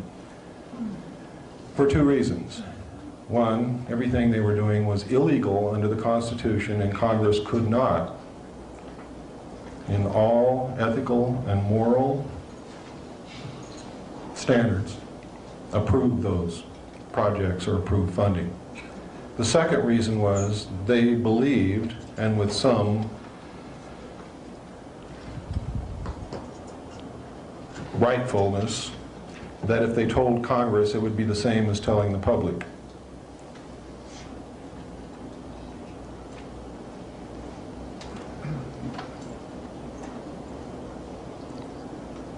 What happened next, a few years later, is of profound significance. It is one of the most heinous crimes that this secret government has ever committed, and ranks, in my estimation, right alongside the sale of drugs to our children. And that is the assassination of the President of the United States. There have been 3 presidents who have left office directly because of action of MJ-12, one of them by murder, assassination, however you want to dub it, it's all the same thing. President John F. Kennedy found out somehow that the CIA was behind the drug smuggling and the sale of drugs to the American people, and if you'll remember correctly, that was the years that the hippie movement began and the flower children began to come out. And they were looking for answers because they were disillusioned. And one of the answers where they found solace was drugs. And President Kennedy was a very idealistic man. I think when he took the presidency, he fully intended to play the game until he discovered the weight of the position and the importance of the position and the trust that the American people placed in the president. And I sincerely believe that he and his brother sat down and decided that that was going to be the first honest presidency. They attempted to get rid of corporate crime, organized crime. He attempted to do things right. He was idealistic. He was charismatic. The people followed him. They loved him. We still love him. What happened to him was a terrible blow. I was sitting in a barracks. I had what you call the watch. And part of the watch was so boring that I was actually watching television. And what I was watching was the Kennedy motorcade in Dallas, and I was on an Air Force base called Shepherd Air Force Base in Wichita Falls, Texas. And what I saw was a man whom I believed in with all my heart, struck down in the street by a hail of bullets in a most undignified manner. And I cried, and I'm not ashamed to admit it. The tears came out of my eyes and I couldn't stop them. And I felt a great emptiness in my chest, and I knew at that moment that the world had changed and would never again be the same for me. And it never has. But I didn't know then what I was to learn later. What I was to learn later is I read in documents prepared by the Office of Naval Intelligence, and how did they know? Because they had a part in it. President Kennedy was ordered to be assassinated by MJ-12 because he had discovered that the CIA was importing and selling drugs to our children, and he ordered them to stop it. And he told them, if you don't stop it, you're going to be sorry, because I'll stop it and you'll all pay the price. Well, they didn't like that, and they knew they would lose a lot of money. And they knew they would not be able to accomplish their objectives. The second thing he told them is, I want you to implement a plan to reveal the presence of aliens on this earth to the American people within the following year. They didn't like that either, and they thought it was premature. They had already done a study which indicated that the American people would panic, that the panic would lead into anarchy, which would cause the collapse of the government, that our religious structure would collapse, that a large segment of the people would begin worshiping the aliens, that our economy would collapse, the stock market would collapse. They had doom and gloom and dark clouds for everything. I don't believe that will happen. and it certainly, in my estimation, did not justify the murder of the President of the United States. The murder was carried out in Dallas by teams which consisted of the United States Navy, which was to take care of the body, make sure that the autopsy was done in a manner that would not disclose the true facts. The body was kept under surveillance and custody of the United States Navy the whole time, was taken to a naval hospital. Most of these people involved were attached to naval intelligence. It involved Division 5 of the FBI, who was training people, assassination teams, to go into Cuba and assassinate Fidel Castro. It involved the Secret Service and the CIA.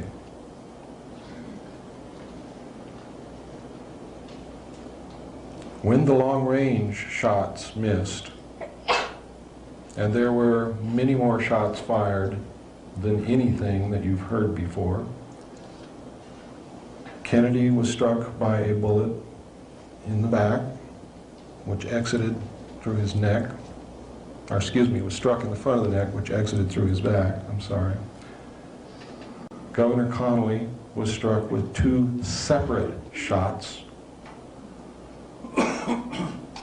Another shot hit the windshield of the vehicle and broke it, and you can see that in the films. And we have blown these frames up many times, and we have studied it for countless hours. And we have put it together with the information that I saw in the documents, and we know exactly what happened. We know that Governor Connolly was carrying a gun. And when he was hit, he started yelling, "Oh my God, they're going to kill us all." And as he turned around in the blow-ups, you can clearly see him reach into his jacket and begin to take out a pistol. And then you lose sight of what happens with that pistol. It may have been the shot from his gun that hit the window, but we don't know that for sure. We do know that the passenger, Secret Service agent by the name of Kellerman, I call him Killerman, during the motorcade, when you blow the frames up, you can see him watching Kennedy through his rearview mirror on the right hand outside of the car. You can see it clearly. He's sitting there and his eyes are watching Kennedy in that rearview mirror the whole time. When Kennedy is struck in the throat, he watches for a few more seconds, then he turns around, he verifies it, he turns back to the front, he passes something to the driver, who is William Greer. They seem to converse for a second. He then goes back to his position. William Greer then glances. Then Kellerman leans over, takes the wheel.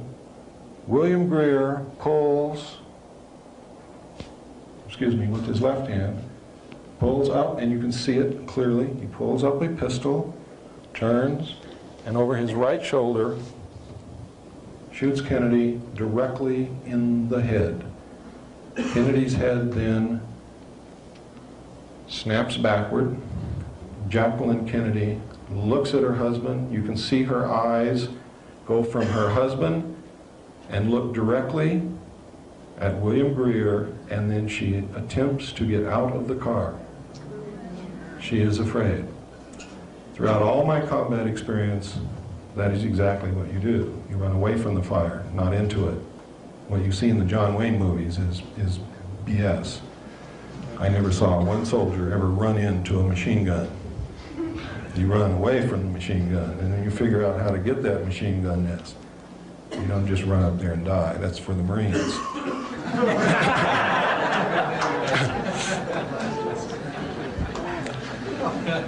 If there are any ex-Marines in the crowd, I certainly do not intend to slight you. The Marines are probably one of the bravest group of men that we have in this country. However, how they ever get the courage to get out of a small boat and run up on a beach and die so that someone else can run up behind them and lay down and use that body for cover, I will never know. But they do it, and that's to their credit, because we wouldn't be free if they didn't. But anyway, that's what prompted that remark. I've seen this happen, and it amazes me.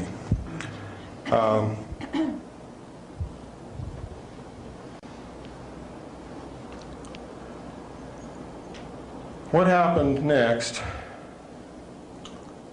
was that both men in the front seat hunched down. The car speeds up out of sight. During the time when William Greer is actually shooting Kennedy, the car comes to almost a complete stop, which is exactly what a driver would do if someone else is holding the wheel and he's turning around to shoot someone. You would remove your foot from the accelerator. We have tried this, and it's exactly what people do instinctively. They don't even think about it, it just happens. The film that you normally view when they show it to you on television is speeded up many times so that everything happens real fast. You're always looking at Kennedy. You don't even detect that the car slows down, and you never look at the driver, so you wouldn't see it anyway. But just to take a precaution, they cut a few clips out there, so even if you did think to look at the driver, you still wouldn't see it. But in the film I'm going to show you tonight, we got those clips. Now, when I saw those documents, it said in the documents that the act was plainly visible in the film that was withheld from the public. Not too long ago, on the Ted Koppel late night thing, I forget what you call that. What's it called? Nightline, that's right. Ted Koppel, in answer to all the controversy, the new controversy about Kennedy's death, assassination, said, oh, but there was only one film taken in Dallas. He lied because he knew that there were three. Everyone knows that there is three. There's three in the Warren Commission report. He intentionally lied, knowing that most of the American people will take his word for it without even checking, and if they thought it was three before, will think they were mistaken, not Ted Koppel. Ted Koppel is a member of the Council on Foreign Relations. Stop listening to the nightly news. They're lying to you. The best thing that you can ever do is turn your television off or burn it, or give it to little Johnny who has a screwdriver and needs something to play with.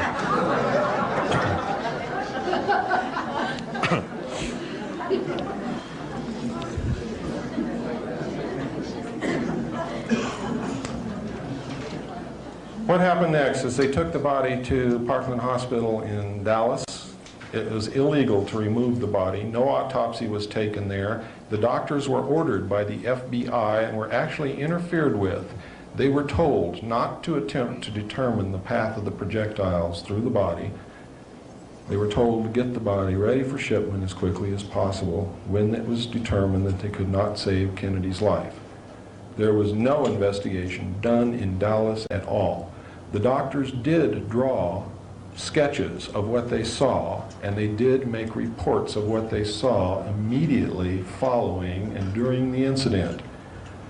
Now, if you understand the human mind and you understand the way the legal process works, those reports are legal documents and should stand up in any court of law or any investigation because they were done at the scene by professionals who were qualified to make those determinations. Photographs were even taken, but the photographs taken at Parkland Hospital disappeared, so that there was only the doctor's reports and the drawings left. The body left Parkland Hospital in an ornate bronze casket, was taken to Washington, D.C. Somehow the body got out of that casket on the aircraft, and we know exactly how it was done. When Jacqueline Kennedy was taken forward to participate in the swearing-in ceremony of Lyndon Baines Johnson, the Naval Intelligence officers removed Kennedy's body from the bronze casket, passed it down into the baggage compartment, where it stayed like a sack of potatoes until they landed in Washington, D.C. When they landed in Washington, D.C., we have tracked down someone who was on the other side of the plane who also took a film of a military helicopter, a naval helicopter to be exact, or I should say a Marine helicopter, but that's part of the Navy, landed on that side of the plane near the galley door, and something was taken out of the plane and put in that helicopter, which we now know was Kennedy's body.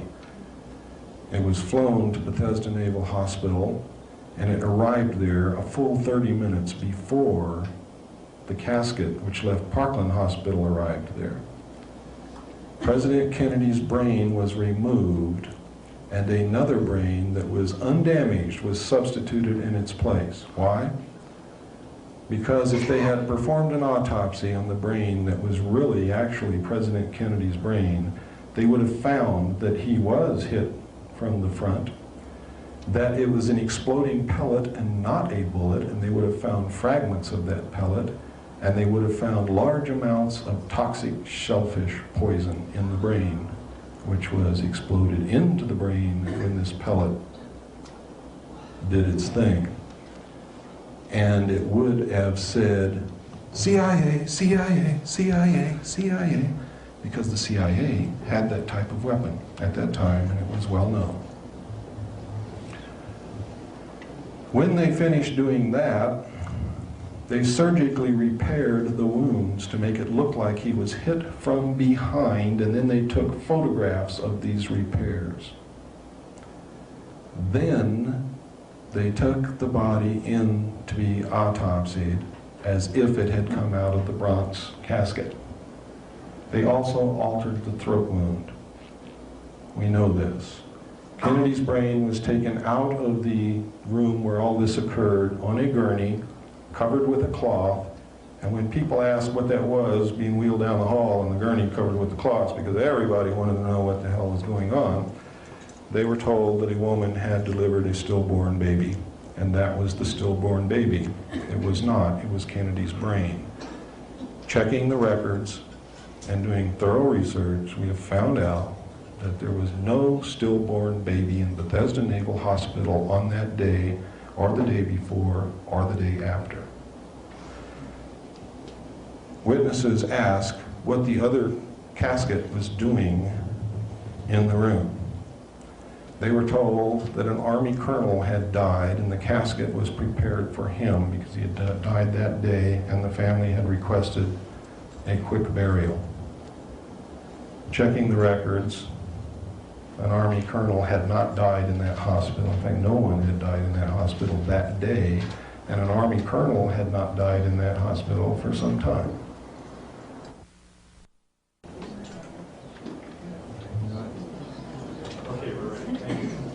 I don't hold much hope for William Greer talking, but I want him to talk. I don't want him killed. I want that man to talk. I want him to become a man and talk. I want the rest of these so-called men and patriots in our government to become real men and real patriots and start talking. Because right now I'm going to tell it in front of you, I'll tell it in front of the world, I'll tell it in front of the government. Our top military commanders are cowards and they are traitors. The men who represent us are cowards and traitors, and they're all afraid to talk. They're scared to death to talk.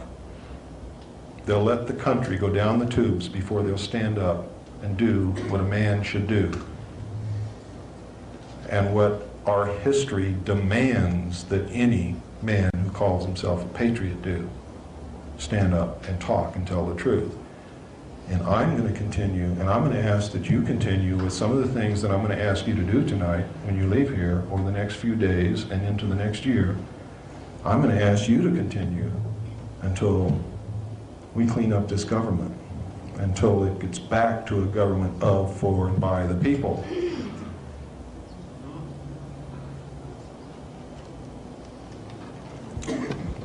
Now I'm going to show you the Kennedy assassination tape, and I want you to watch it very closely. And if you can't see it, we'll run it again. And if you still can't see it, we'll run it again. I don't care how long it takes, because you need to know this. You need to know who killed your president, and you need to know why. And you need to be incensed, you need to be outraged, you need to know that you have the power to do something about it, and then you've got to do it. You have to do it. And I'm going to give you this challenge. If you can't do it, you ought to go live in another country.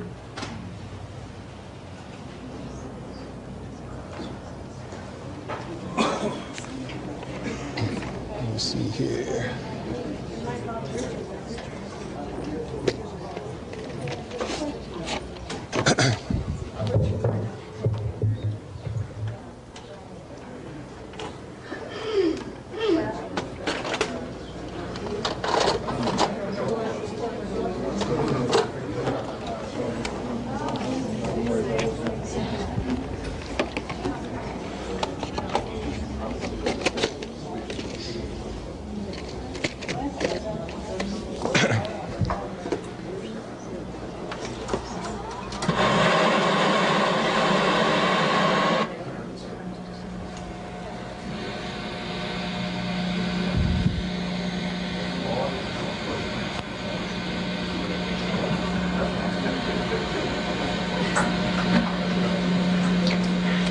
25 years ago, the people of the United States and the world were shattered by the impact of an assassin's bullet upon the helpless, unsuspecting young president of the United States, John Fitzgerald Kennedy. Watch the driver, not Kennedy. Bullets has penetrated deeply into the body and soul of America, destroying the very lives of thousands and the heart and trust and political will of literally millions.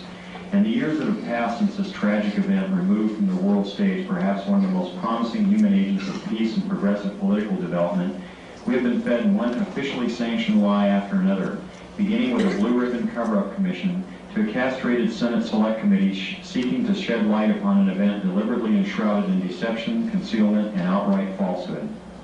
25 years is long enough. It is time the truth was finally told, in the earnest hope that it will truly set us free of the murderers who pose as our protectors.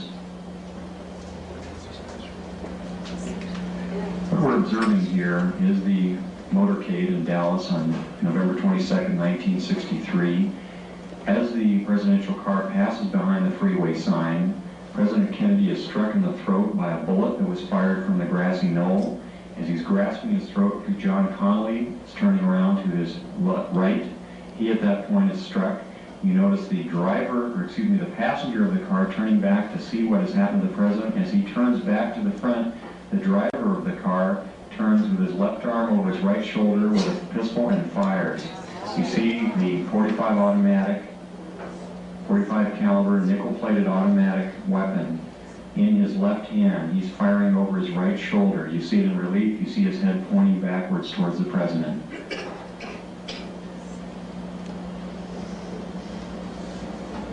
In this enhanced close-up, Watch her eyes. She looks right at Greer. Of the bullet upon the president. The force of the shot drives him violently backward against the back of the seat.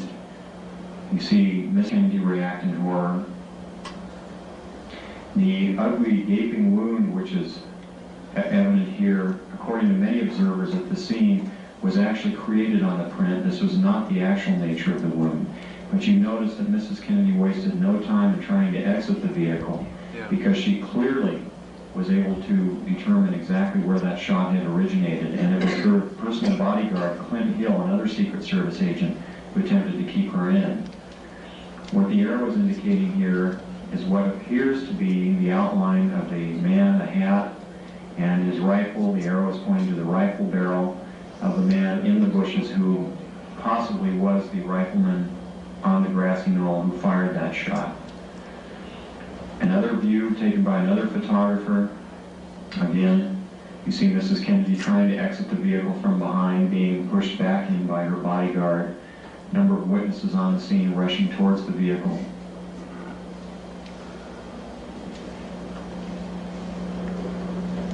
This section, the man standing on the far right of the wall there is Abraham Zapruder, the photographer who took the original photos. The arrow here is indicating what was very likely the rifleman on the grassy knoll, the man who fired the shot which penetrated Kennedy's throat from the front, not from behind, as the Warren Commission would have you believe.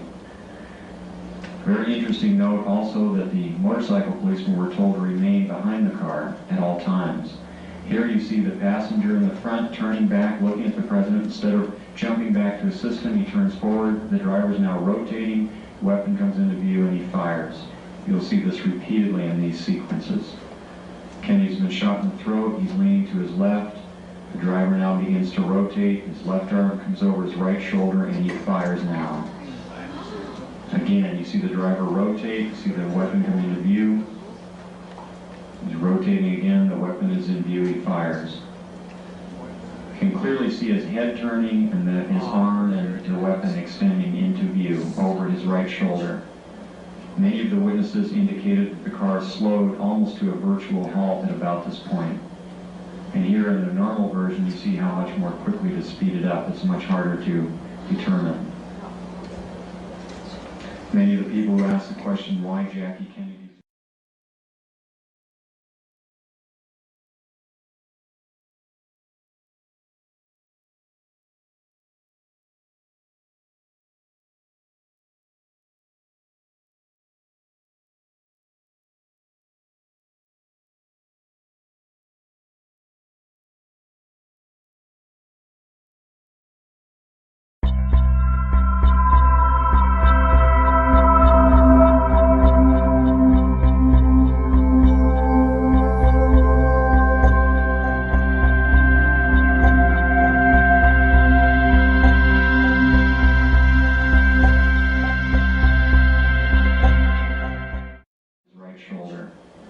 Many of the witnesses indicated that the car slowed almost to a virtual halt at about this point.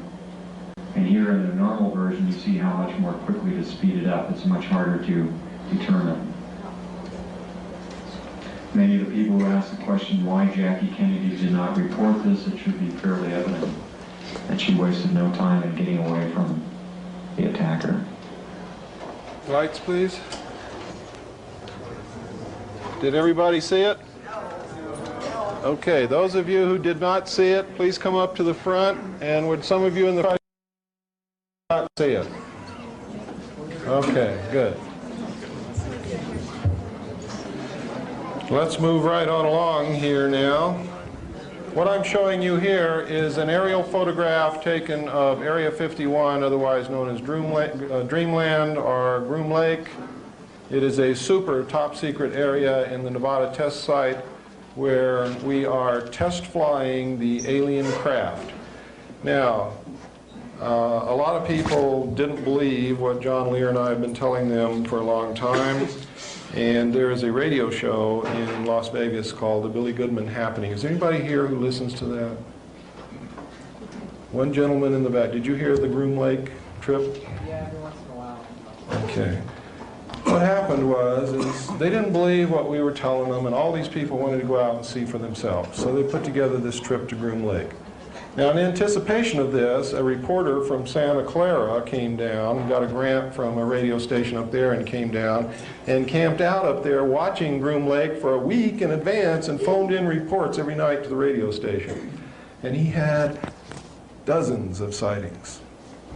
Unmistakably unidentified flying objects that could in no way, shape, or form be aircraft. All in the Groom Lake facility, in the air, doing things that are impossible to do. On the fateful night, 100 of Billy Goodman's listeners and Billy Goodman and about 9 members of the Lincoln County Sheriff's Department went up there and had a vigil. They had 4 sightings, and then the majority of the group left. 4 good sightings. And then the majority of the group left.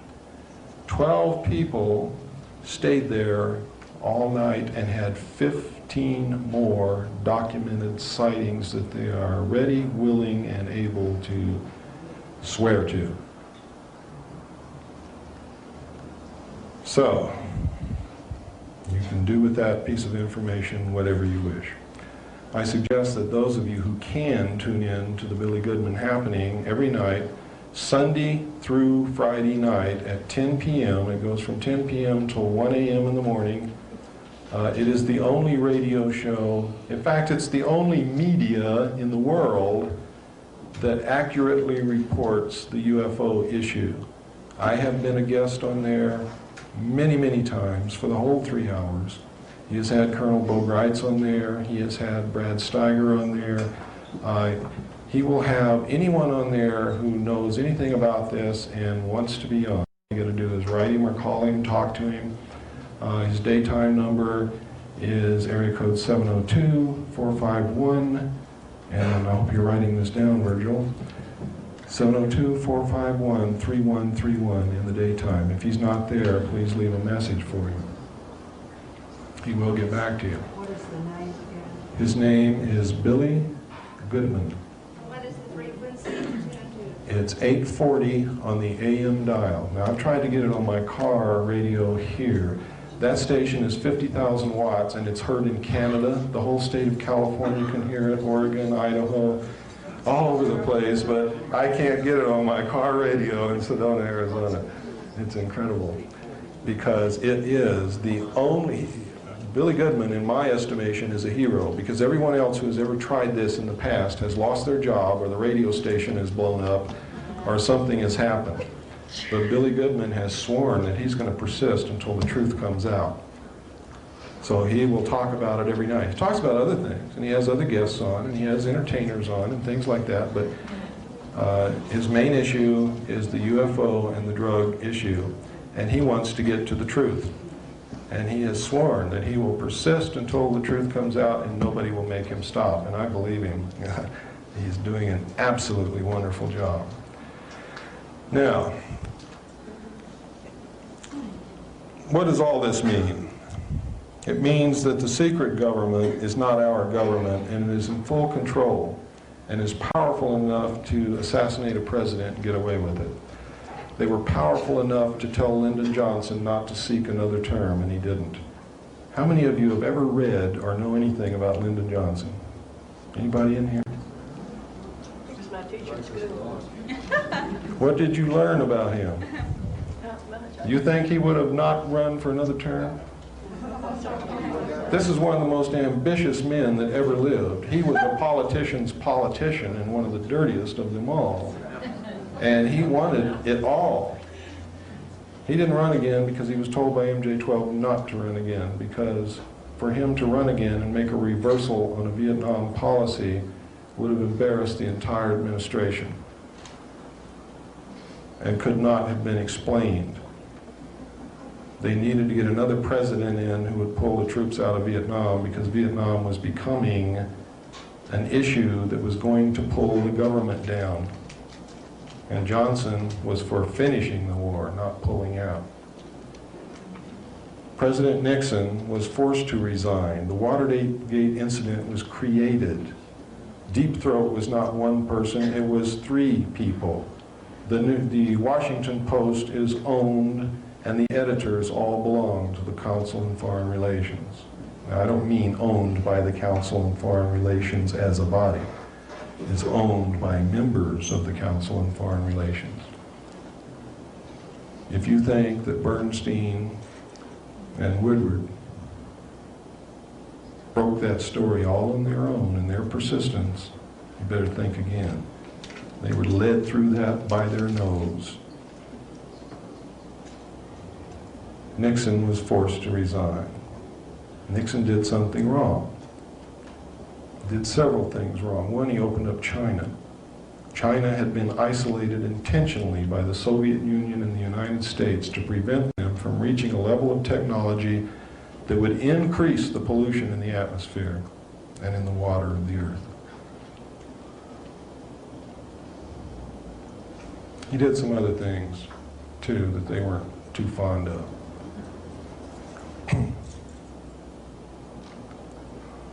President Reagan's assassination, we believe, was an attempt to get Bush into office quicker than what he would have, and also to ensure that he got into office, because an election is always an iffy matter, and Bush had been their baby from the beginning.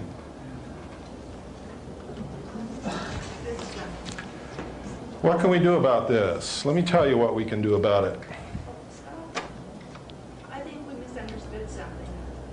What? Did you say Reagan's assassination? No, attempted assassination.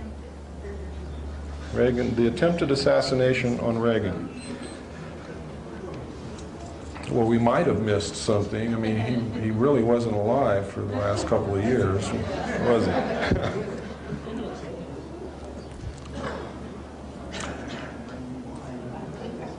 What can we do about this? It's very simple. This secret government may have control of the executive branch, but I guarantee you, ladies and gentlemen, you have control of the Congress, the senators and the House of Representatives, because you're the ones who elect them, and you're the ones who can unelect them. You can impeach them. You can investigate their background and dig up all the dirt that lies behind every single human being that ever lived. And if you think that's not true, I'll prove it to you. I'll never tell anybody what I find, but I'll dig in your background and find something that would really embarrass you on the front pages of the papers. Because none of us are really without sin. So you can get those guys if you want to. You can play the same games they play.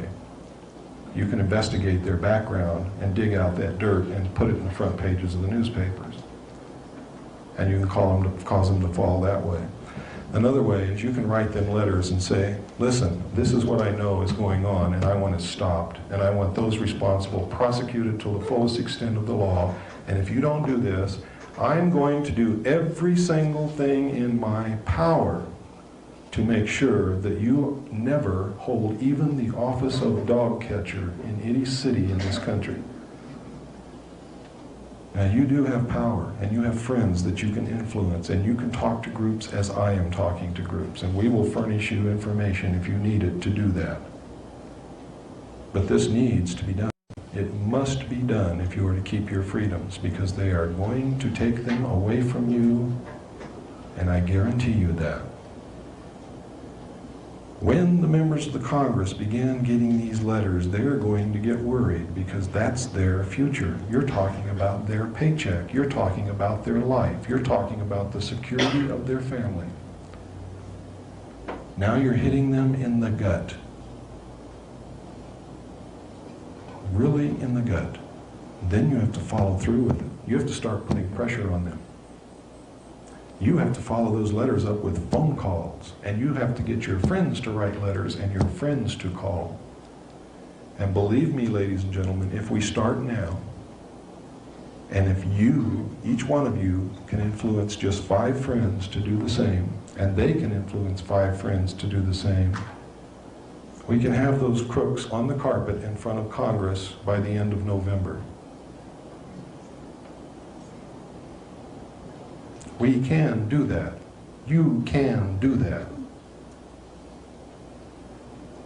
Now, this is not the time to be afraid that if you do it, you're going to get on somebody's list. You're already on their list. And you're not worth a barnyard chicken to them. You're already on their list. They don't care about you. They don't care about any of us. They will tolerate us as long as we are useful, and that is as far as they will tolerate us. When this one world economic organization comes into power, your Bill of Rights is going to be flushed right down the toilet. And if there's anybody in here who's working for the government and came to find out what I'm going to say today, I want to tell you that those are your rights also. And you're on the wrong side. And they will do to you just exactly what they did to Ollie North, and Haldeman, and Colson, and Dean, and anybody else who was loyal to them, but became expendable to save themselves. Because that's all they care about is themselves. Don't misplace your loyalty. Your loyalty belongs with the Constitution of the United States and nowhere else. It does not belong with me. I'm just marching into battle with you. Maybe right now I'm a little out in front. But believe me, when you start reading on your own and researching and looking into this, you'll run up here with me. I know you will. I have great faith in you. Americans have always been there when it counted. And if I didn't believe that in the bottom of my heart, I would not be up here doing this. Because this is suicide without you. But I know you're going to be there. There's a lot of things you can do. You can research, you can write books, as Mr. DeMar has done. You can help in many ways. One of the ways that you can help is start teaching our children what the Constitution is, because they don't even know. And you know something? I'm not going to do it because I don't want to embarrass you, but you don't know either. Most of you in this room can't even tell me hardly anything about what the Constitution says, and you know it. That is the United States. It is our freedom. It is everything that we stand for. It is the only thing on earth worth protecting besides our family and our loved ones. There is nothing else to fight for. There is nothing else that has ever given anybody the freedoms and the chance and the opportunities that our Constitution gives us. And we must never lose sight of that. The Constitution has been taken out of the school books intentionally, ladies and gentlemen. The Rockefeller family owns most of the teaching colleges. Did you know that? They also own most of the textbook publishing companies. Did you know that? Did you know that the Federal Reserve is not an agency or a branch of the United States government, and our money is nothing but worthless printed paper? Did you know that when you pay your income taxes, you pay them to the IRS, which also is not an agency or a branch of the United States government? It is an agency of the Federal Reserve. It is the collection bureau to repay our national debt to those whom we borrowed it from. When you get your refund check, it does not come from the money you paid in. The money you paid in to income tax goes to the Federal Reserve to pay off the national debt. The United States government, to give you your refunds, has to borrow again from the Federal Reserve to give you your refunds, and we go more into debt. And did you know that if we started printing $100 bills right now with all the money printing presses that we have at our disposal and printed money 24 hours a day, every day,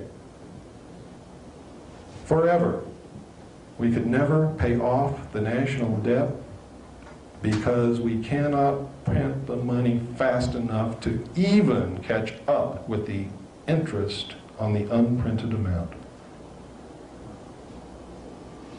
Our children and our grandchildren and their grandchildren and their grandchildren and their grandchildren and their grandchildren have been bought and paid for and are in debt forever.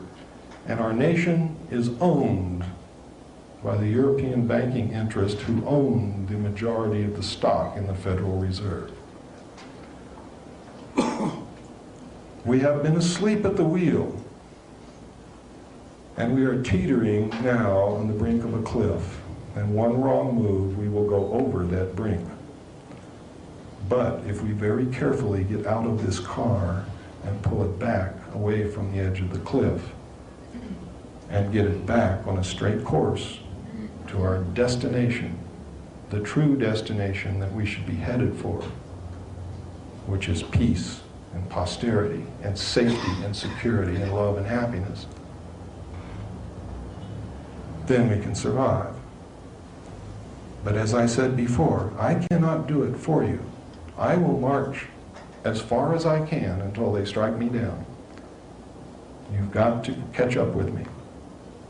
You've got to be with me, all of you, every one of you. If you go home and sit and think the rest of it will do it for you, then there may be somebody else sitting, thinking the same thing, and somebody else, and somebody else.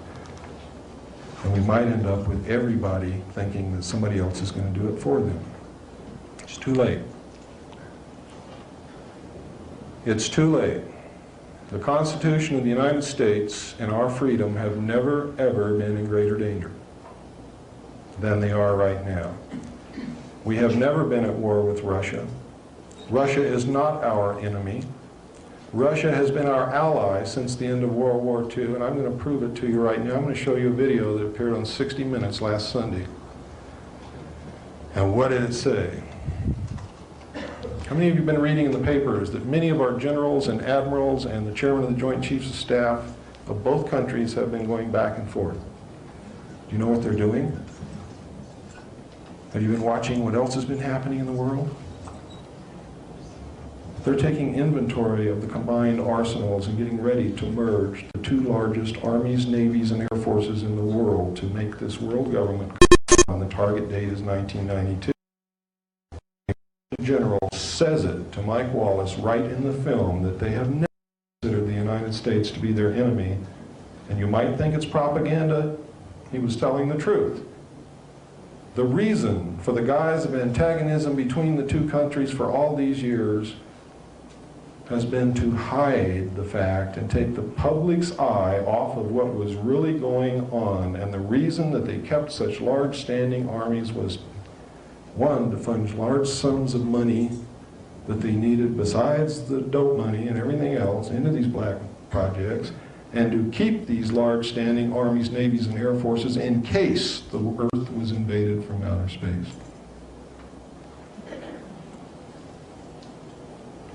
It's all done in secrecy, still being done in secrecy. But over the last 10 years, they've been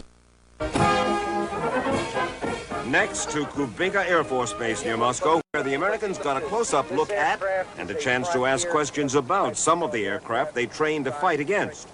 Admiral Krauss still trying to get his Russian phrases straight. How do you say thank you again? 22 hours. Spasibo. Damn, I can't remember. God, size of that. The highlight, a visit to the cockpit of a Soviet blackjack fighter bomber, similar to the U.S.'s B-1.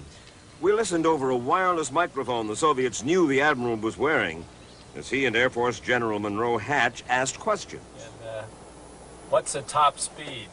Какая максимальная скорость полета? 2M. 2M. 2 Mach? 2M.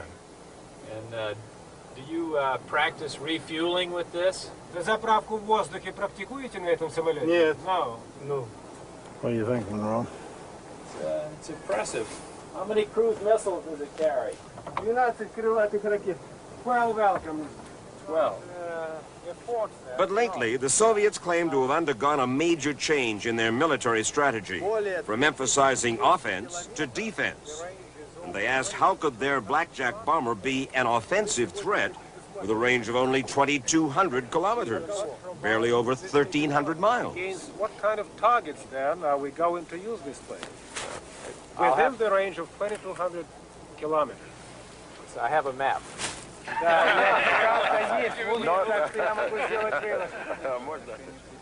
Then General Mosaev made a remarkable statement. We have never regarded the United States as the enemy of the Soviet Union. And we do not regard any possible scenario which would involve unleashing a conventional warfare or nuclear warfare, the most so against the United States. You and I are literally members of a transitional generation, tasked at this moment to re-examine the way our two societies have thought. Telling you the truth. How many of you saw the end of the Olympic Games in Los Angeles? Anybody? Anybody see it on TV or videotape or on the news? This incredible event, the most beautiful, authentic-looking UFO you ever saw, came down out of the sky and landed right in the middle of the stadium. It was awe-inspiring. It was beautiful. The crowd went wild. It was shining down the blue beams of light exactly as the abductees described them. It was an exact copy of the real thing. It was sponsored by Levi Strauss. How many of you saw the Levi Strauss Docker Slacks commercial recently? Where the guy runs in and says, "Hey, guess what, gang?" He's got on Docker Slacks. "America is hosting EBs." And the guy says, "EBs? What's EBs?" EBs are extraterrestrial biological entities, and America is hosting EBs. And everybody says, "EBs, jeebies." He told us the truth, but we laugh at it. Not too long ago, Gumby on Saturday morning, your kid was sitting there and you thought he was watching good television. Gumby was abducted, implanted, and returned. And the little boy said, "I wish they'd do that to me." What do you think they're preparing those kids for? What else have you been seeing on TV? Alien Nation, who, by the way, look exactly like the group of aliens designated the Orange. How about War of the Worlds, which plays out the reality of John Lear's Lear hypothesis? What do you think is happening with ET, with V, which is telling us that maybe we may have to resist in just this manner if it ever turns out that one of these guys are bad guys? And what happens in V? The bad guys back a one-world government that takes over the world. And the world thinks it's wonderful, don't they? Until one lone CIA agent discovers the truth. And then people form little resistance groups. Well, gang, let's form them before it happens. Let's don't wait till it happens. Let's do it now. Let's prevent it. Okay?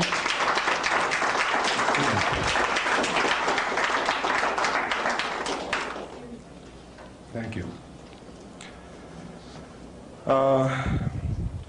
There is a lot of supporting evidence that's out there. There are a lot of books. I suggest you read Whitley Strieber's book, Communion. I suggest you read his book, Transformation. I suggest you read his recent novel, Majesty. And I suggest you understand that the incident in there that he is describing is true, but understand that the formations in the government and the code words he's using are a part of a contingency plan called Majestic, and that he got the information from the research team of Moore, Chandray, and Friedman. Moore has stood up in front of the MUFON Symposium in Las Vegas on July the 1st, 1989, and admitted that he was working for the United States government, that he had been recruited, that he was putting out disinformation to researchers to keep them from finding out the truth, that he participated in the TV show UFO Cover-Up Live, and at least 50% of it was disinformation. About 50% of it was true. Etc., etc., etc. Anything you see that says Majestic is disinformation, and it is a lie. The true name is Majority. Majority 12, Operation Majority. There is an agency called the Majority Agency for Joint Intelligence. Let me see if I got any other goodies to show you, and then I'll say a few final words to wrap it up. I think I do have some things that you might like to see.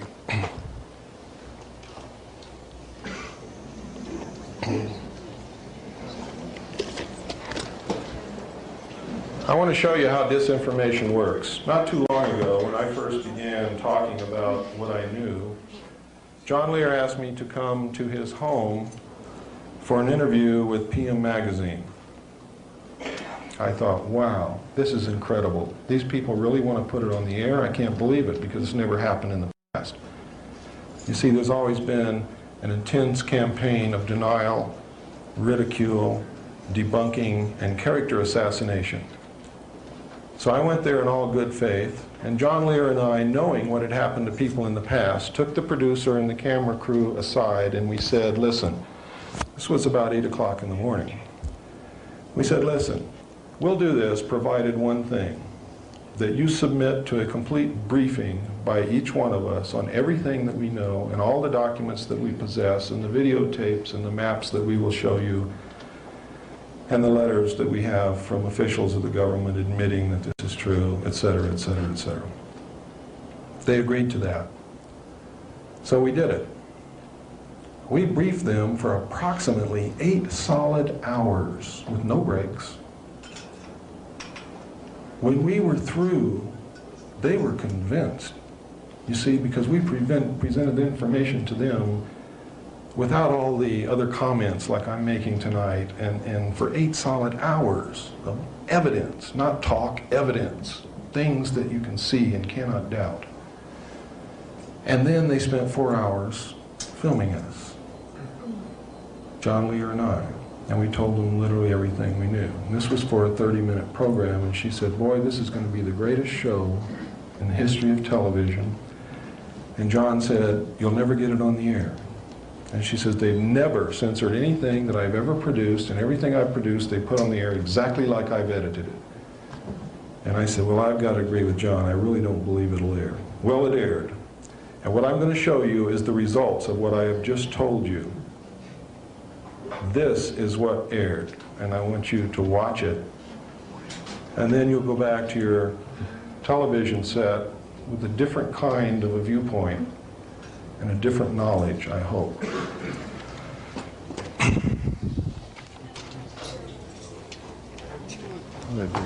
Here it is.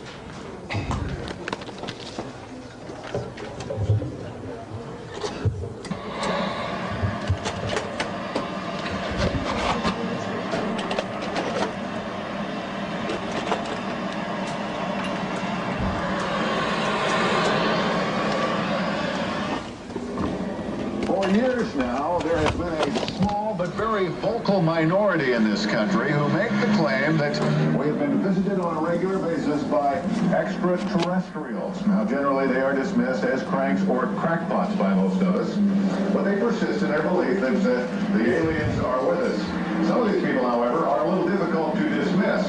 Men like John Lear, who you will meet tonight. John says that he has had government connections in the past and that the government trying to discredit him because it's all part of a giant cover-up. People are being abducted.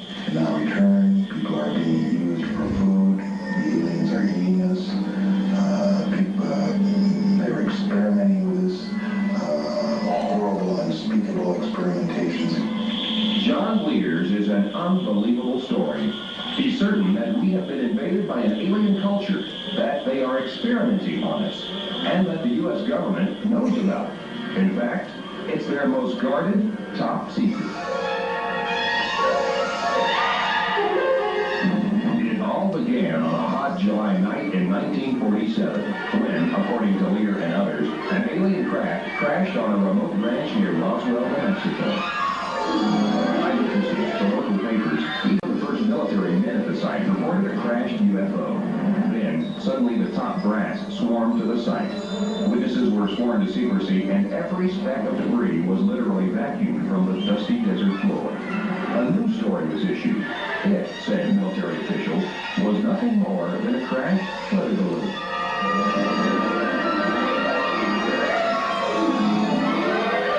William Moore has written a book on the Roswell incident. We know that it was not a weather balloon. The people who gave out that story have since come forth and said it was nothing more than a fabrication to get the press off their backs.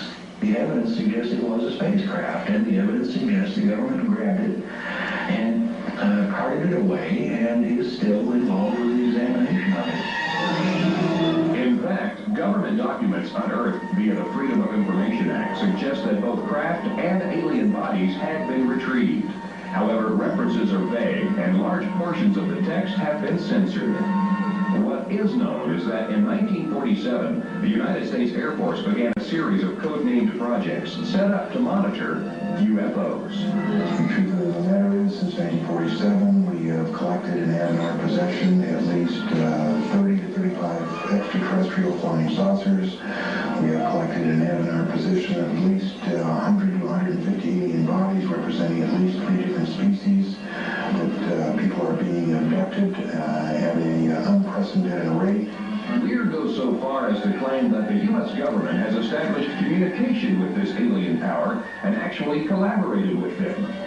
We have even built underground research facilities in top secret areas to house their little gray scientists. Now, says Lear, they have run amok. They are out of control and they are not benevolent. Our government realizes it made a horrible mistake and can do nothing about it. Moore believes that it's not the aliens, but John Lear who's run amok, and he's outraged by his stories. Moore himself has spent years carefully and meticulously researching the UFO phenomena, proving, he believes, that UFOs exist, visit Earth regularly, and our government knows about it, and for unknown reasons is maintaining a massive cover-up. Stories like Lear's, he says, only discredit the truth. John Lear called me up one time and was absolutely certain that he was about to be captured and eaten by aliens. All I can say is my sources go right to the very top, and if it were not true, I would not be risking my credibility and my life to come forward with this information. There is no doubt that Lear understands the inner workings of the U.S. intelligence community. He's the son of late aerospace pioneer Bill Lear, and for years flew covert missions over Laos for the CIA. He has done nothing but collect the most outrageous rumor mill stories that are floating around in the grapevine. Alien invaders, government agents, secret informants, hoaxes, or scams. A cover-up like no other? Is this science fiction at its finest, or reality beyond our wildest imaginations? Has John Lear stepped off the deep end? It's not important that you believe this now, but to file it away for future reference in a month, a year, maybe 2 years. You look back on this when the truth finally gets out, and you'll say, my gosh, the son of a gun was right. Well, I suppose anything is possible. John Lear, by the way, is not the only well-connected individual who claims to have had an encounter with a UFO. Michael Shea, a government lawyer, recently told his story of an encounter to the Washington Post. And then there's the Japan Airlines pilot who claims to have seen a UFO over Alaska last year and was able to actually draw a picture of what he saw. Coming up next, basketball buddies, new ball. Boy, Now, the reason you only saw John Lear and not me is John Lear got all of his information secondhand from his contacts, where I was a first-hand participatory witness. Therefore, they didn't put me on, but they put John Lear on, and then they put him on in a manner, after spending 12 hours with these people, this is what you saw. And this is how they do things. There is a campaign underway now to discredit Whitley Strieber. I can tell you that Whitley Strieber is writing about what really happened to him. I don't know Whitley Strieber. John Lear doesn't know Whitley Strieber. He's not getting this stuff from us, believe me.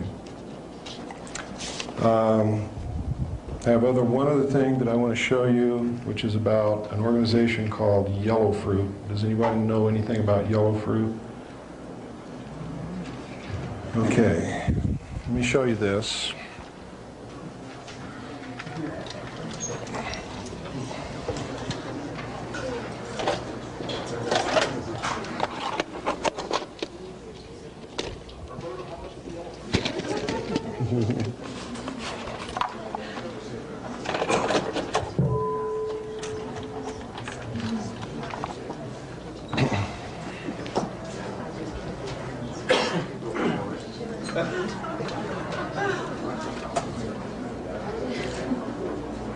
And he said, they're not in my league.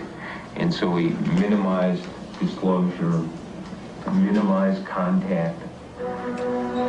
While Congress struggled to control KCCIA, another secret group operating out of the basement of the Pentagon escapes congressional scrutiny. Known as the Special Operations Division, or SOD, it was created as an anti-terrorist unit following the failed rescue mission in Iran. Much of what is known about SOD is because of the investigative work of this journalist, Stephen Emerson, who obtained thousands of pages of SOD secret documents through the Freedom of Information Act. Special Operations Division became the new center for intelligence and counterterrorist activities in the Pentagon. In effect, it became a mini CIA for the Pentagon, established in the basement, controlling half a dozen new counterterrorism units, names such as Sea Spray, Quick Reaction Team, Yellow Fruit, Intelligence Support Activity, heavily classified. To this day, the Army does not acknowledge their existence, but all extremely capable, very aggressive in accomplishing their mission, the mission of fighting terrorism and guerrilla subversion around the world. These units were ready to go anywhere and do anything. The bugging of Noriega in Panama, KGB cars in West Germany, the tracking down of a kidnapped U.S. general held by the Red Brigade in Italy.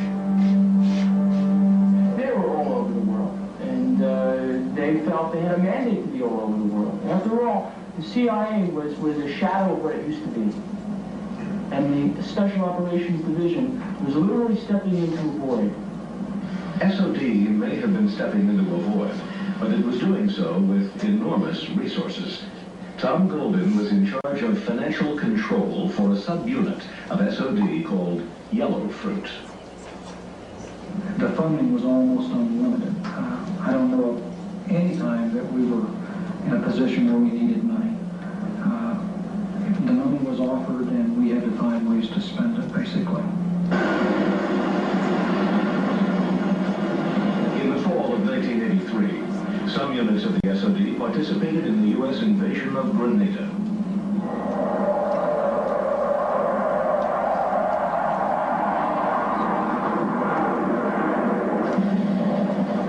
By then, the secret team's existence was known to National Security Council staffer Oliver North. It is believed that North, who worked closely with CIA Director Casey, quickly recognized how useful this super-secret group could be to the CIA in Central America. The SOD, located in the basement of the Pentagon, could be used to circumvent the legislative requirement that all covert operations be reported to Congress. Thus, the SOD could become a convenient vehicle to be used by the agency to conduct operations which it couldn't get approved, or in funding operations for which it had no money, like support for the Contras in Nicaragua. One of the most severe and scandalous projects ever embarked upon the U.S. military was a project called Yellow Fruit. It was a backdoor CIA effort to aid the Contras in Central America and to perform other operations that Congress never would have supported.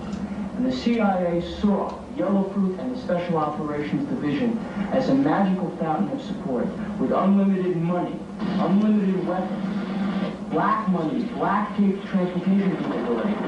Basically, another CIA without any of the reporting for problems that had triggered the problems in the late 1970s. Some of the units actually participated in strafing Nicaraguan targets, bombarding airfields and oil fields in an attempt to disrupt and possibly dislodge the Sandinista regime. But Tom Golden blew the whistle on Operation Yellow Fruit.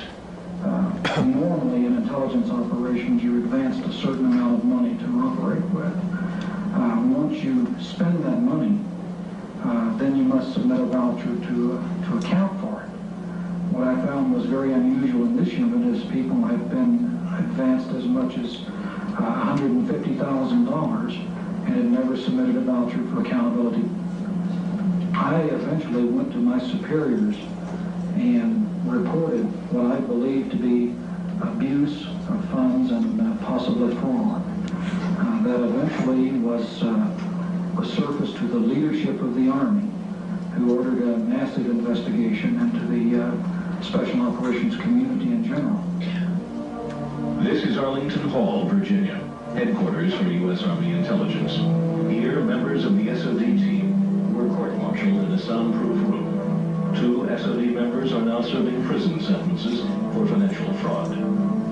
But what was most important about these trials was not the discovery of another case of misuse of government funds, but the revelation that the SOD's Yellow Fruit served as the blueprint for what William Casey called the Enterprise. The Special Operations Division and Yellow Fruit had unique access to equipment, material, offshore bank accounts, a secret clandestine Army/CIA aviation unit, a clandestine ship overseas to provide transportation, access to material and weapons, all the seeds that would later basically erupt in the Iran-Contra affair and be known as the Enterprise. And I believe that Yellow Fruit and the Special Operations Division were both being groomed by the CIA and the National Security Council to serve as the cornerstone of the Enterprise to perform operations in Central America and elsewhere that would never be accounted to Congress. Lights, please. Now let me tell you who Yellow Fruit really is. Yellow Fruit, along with Sea Spray, are accountable for security of the alien task projects. They started out as Delta teams attached to the National Recon Organization at Fort Carson, Colorado. Over the years, as their expertise became known and they began to use Delta teams for other things also, they branched off and became independent from the National Recon Organization and from the United States Army. They then evolved into a split organization, one half of which became Sea Spray, the other half became Yellow Fruit. Sea Spray is responsible for the internal perimeter security of the alien projects. Yellow Fruit is responsible for the outer perimeter security of the alien task projects.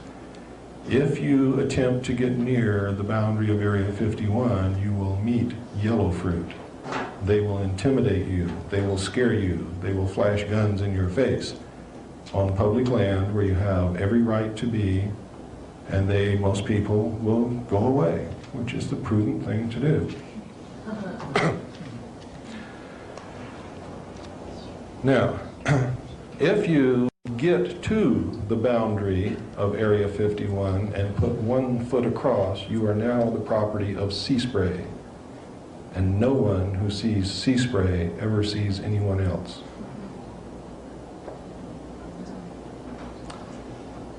Where do you think they get all this money?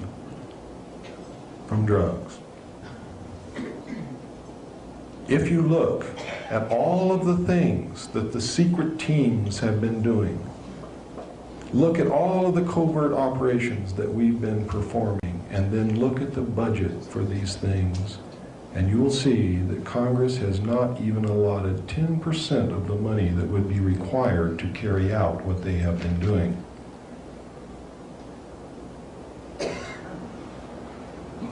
In the words of John Lear, whom I consider to be one of the greatest patriots in this country, wake up, America, you've been had. Thank you, ladies and gentlemen.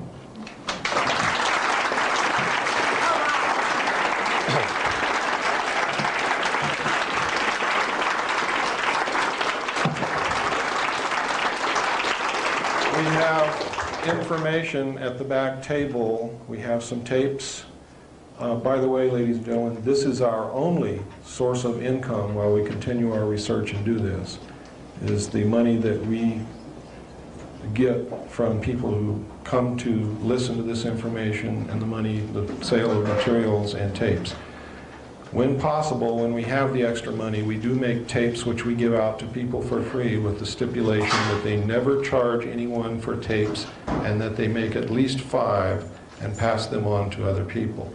If you purchase a tape from us, we want you to make copies and give them free to other people. If you purchase documents from us, we want you to copy those documents and give them free to other people. But we need your help. If you can afford it, please get the information. There's bibliography is attached to the documents. To the tapes, there's not.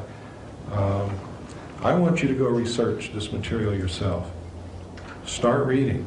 Start looking into it. Don't believe what I'm telling you until you find evidence to support it in your own research.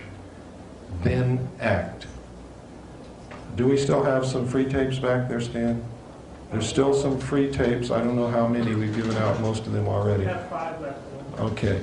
Also, anybody who wants to order a videotape of what happened tonight, who do they see? Who do they see to order tapes? Oh, Stan. See Mr. Barrington. In the card, make a check out, Okay. and give it to Stan. How much is it? It's right on the card. $24.95 for video, $10 for audio. Who do you make the check payable to? William Cooper.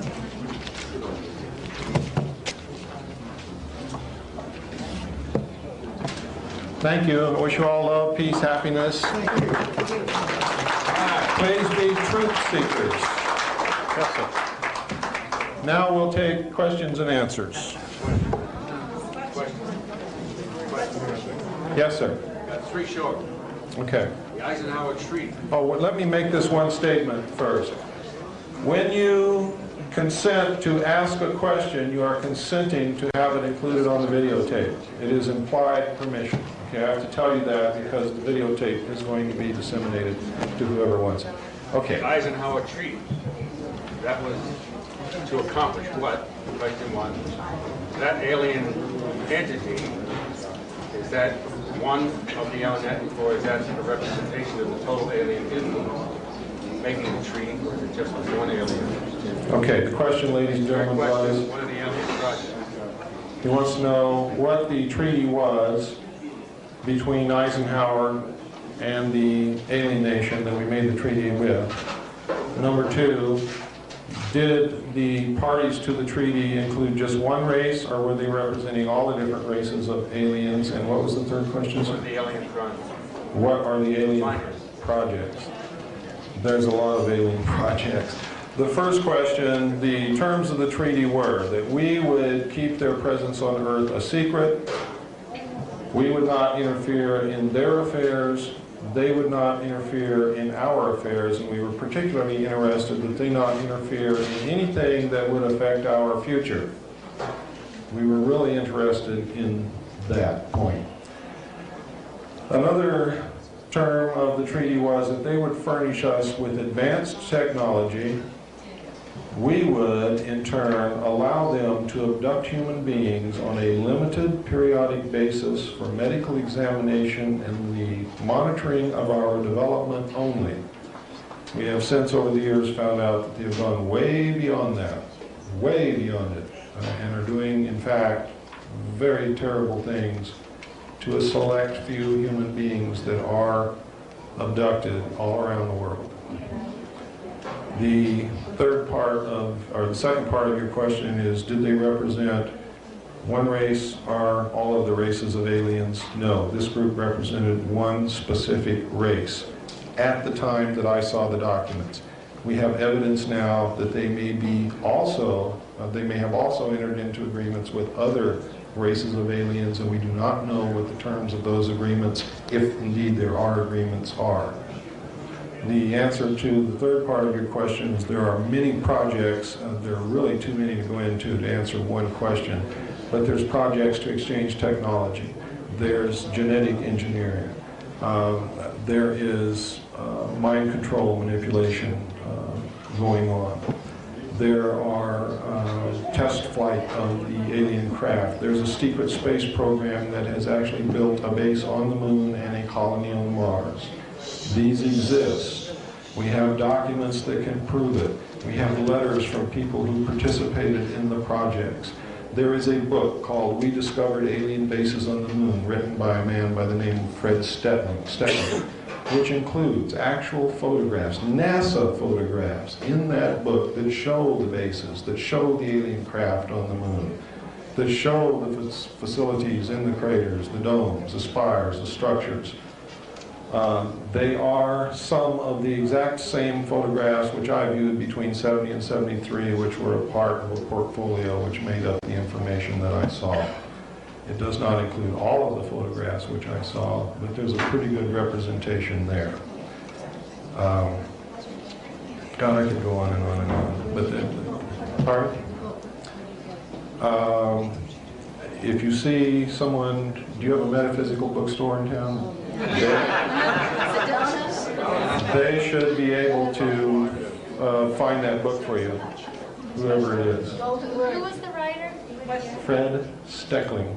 I think that book's been out of print for about 10 years, hasn't it? Oh no, you can get it from Fred. Yeah. Yes, ma'am. Is it possible to force an audit of the Federal Reserve? She wants to know if it's possible to force an audit of the Federal Reserve. Yes, it is. It is not only possible, but it is happening. The momentum now is being gathered. A bill is being introduced into the Congress shortly to do exactly that, to audit the Federal Reserve. The Federal Reserve has never been audited. If and when it is ever audited, this country's in for a rude awakening. Now, I suggest that you write your congressman to get behind this bill, insist that it be passed. Also include another paragraph insisting that they put another bill through Congress to nationalize the Federal Reserve, cancel the debt, and print our own money so that you can't owe yourself. The reason we owe somebody is because we're not printing our own money. They're printing it for us and loaning it to us, and it's not worth anything anyway. It's like me printing paper, giving it to you, and saying you owe me your ranch because I gave you some paper with my name on it. I mean, it's insane. It is. It's insane. It's absolutely insane. And how we've stood for it all these years, I'll never know. And I'm just as much to blame as anyone else. Yes, ma'am.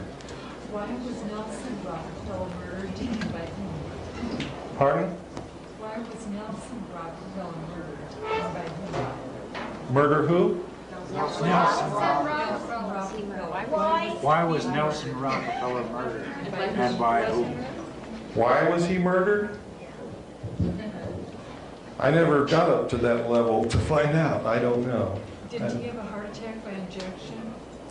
I'm afraid that that is quite a normal way of getting rid of people nowadays. Do you know anything about him? I know an awful lot about Nelson Rockefeller, but I do not know why he was murdered. I do believe, though, as you do, obviously, that he was murdered.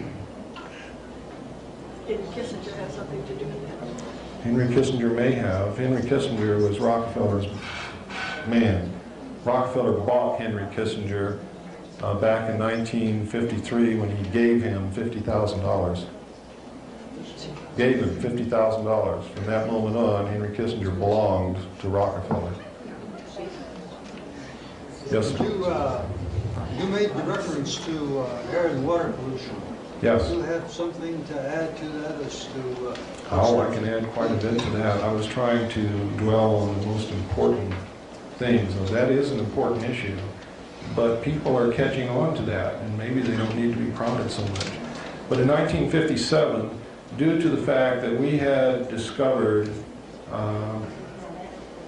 certain things were happening, and the aliens are able, obviously, to predict the future, they say, and we can't believe that because we don't know yet if they're predicting it correctly or not.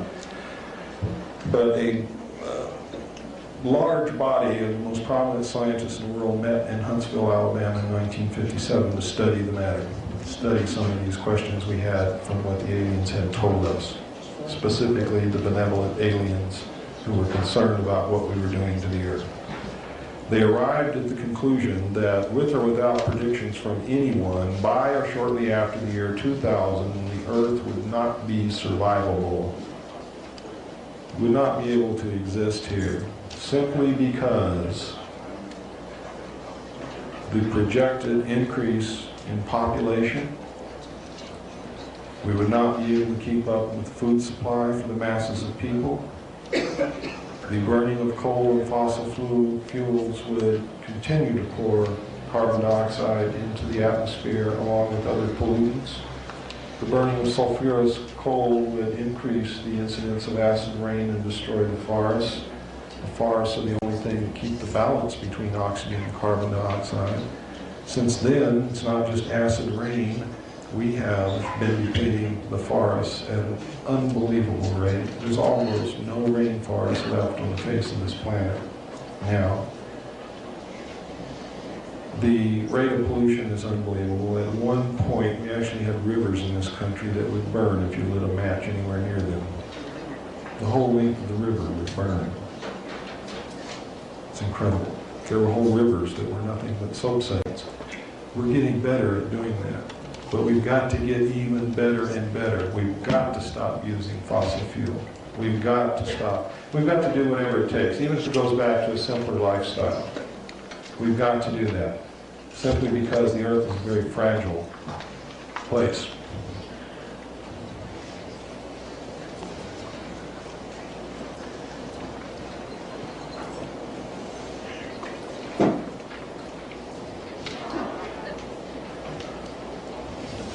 Does that answer your question, sir? Okay. The government, the elite have taken care of their own survival in case the Earth does so-called self-destruct. They have places that they can go. Yes, sir. Is the catalytic converter one of the main contributors to acid rain because it puts out sulfur dioxide? Absolutely. Sulfur dioxide is mixed with moisture? Or yes, to get rid of one pollution and create another one. It's because the only answer is to stop driving cars. That's the truth. And there is a benefit to horses, believe me. Yes, ma'am. Mr. Cooper, given the endangered condition of our planet, of which we're all painfully aware, what is your personal opinion as to the reason why these alien races want our planet? I'm not sure that they want it. There's no evidence that they've attempted to take it from us. I think they want to live here with us. I think there's things here that they want. I think that they find us mystifying in certain ways. There are some aliens who do not have the ability to love or get angry. They don't have emotions. They are very goal-oriented, very scientific. They go about their business. They don't understand it when we get hurt. They don't understand it when we cry. They don't understand it when we love someone. And they seem to be studying that devoting a lot of attention to it for some reason. There are other ones who are just here to watch. They're not interfering in anything and won't interfere. They're just looking. They're just watching. They're just studying. They don't interfere with anybody. They don't bother anybody. There are some here doing, unfortunately, some bad things. Yes, sir, in the back. Yes, a couple of questions. One might have already been answered. I'm wondering, can you speak up, please? How would the aliens fit in with a one-world government? Is there any master plan that they have? And also, do we know really where they came from? We know what they told us. For instance, the group we have the treaty with told us they came from a planet that revolves around a red star in the constellation of Orion, which we call Betelgeuse. Well, wherever they came from before they came from where I'm going to tell you they came from, they really came from the planet Mars, and they may have come from somewhere else before that. But I know for a fact they came here from Mars. From Mars. We have found, ladies and gentlemen, the remains of an ancient civilization on the planet Mars that have at least reached the Bronze Age. And we have found that someone has been living underground on Mars. And I think it's these people who came here from Mars. Mars space is not something new. We knew about that on before May the 22nd, 1962, when our first space probe that we sent to Mars landed. Before it landed, it had made quite a few revolutions around the planet Mars in the atmosphere. It was a winged probe. It actually landed on the surface of the planet on May the 22nd, 1962. Contrary to what you've been told. We knew and photographed the face on Mars, the pyramids, the remains of cities, and many, many other things at that time.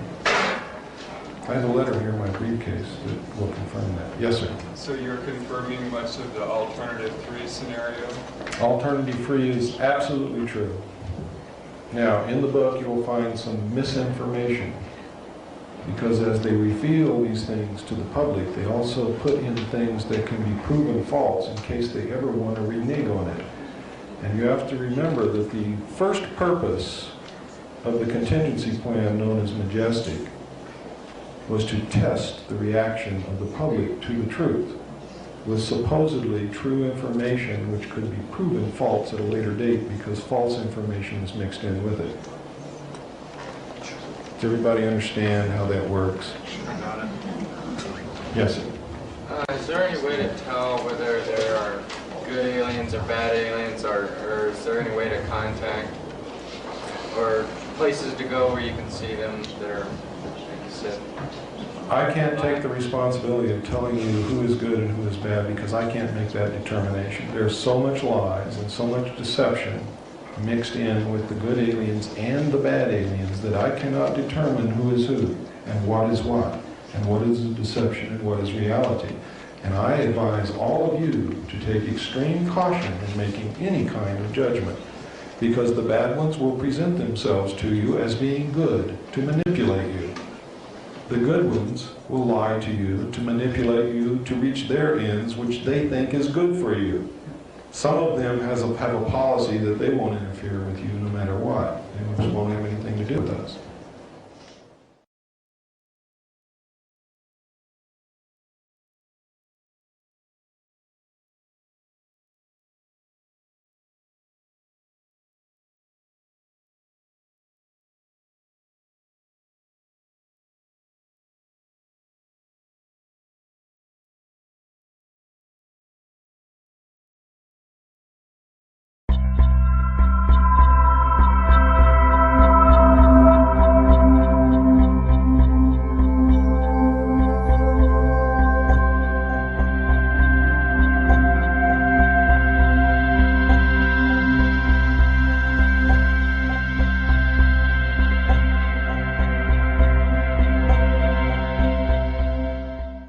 Understand how that works? Got it. Yes, sir. Is there any way to tell whether there are good aliens or bad aliens, or is there any way to contact or places to go where you can see them that are, like you said?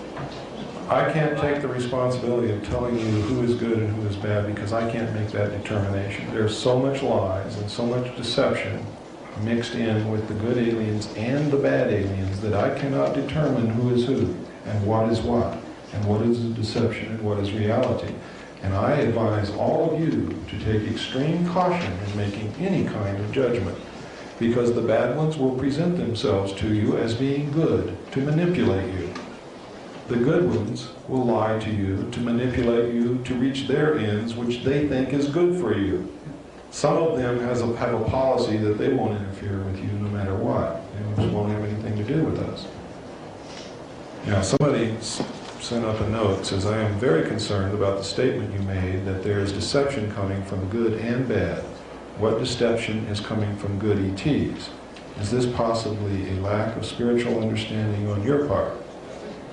No, it's a part of in-depth investigation and questioning and finding out the truth rather than accepting what I hear and what I see. That is what is the result of. For instance, would you say that the good aliens who led the Jewish tribes out of Egypt were good or bad? Why? Didn't they save them? Didn't they lead them? Didn't they give them food? Didn't they give them water? But they saved them, didn't they? Didn't they save them? Wouldn't you say that was a good act? But how did they accomplish it? They deceived them. They said that they were God.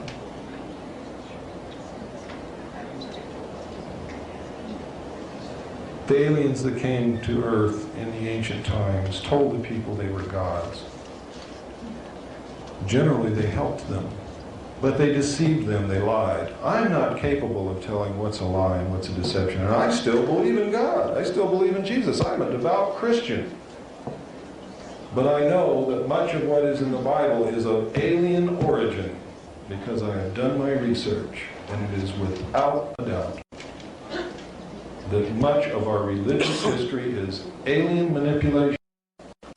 I still believe in God. I still believe in Jesus Christ. I am still a Christian. I'm hanging on to my faith.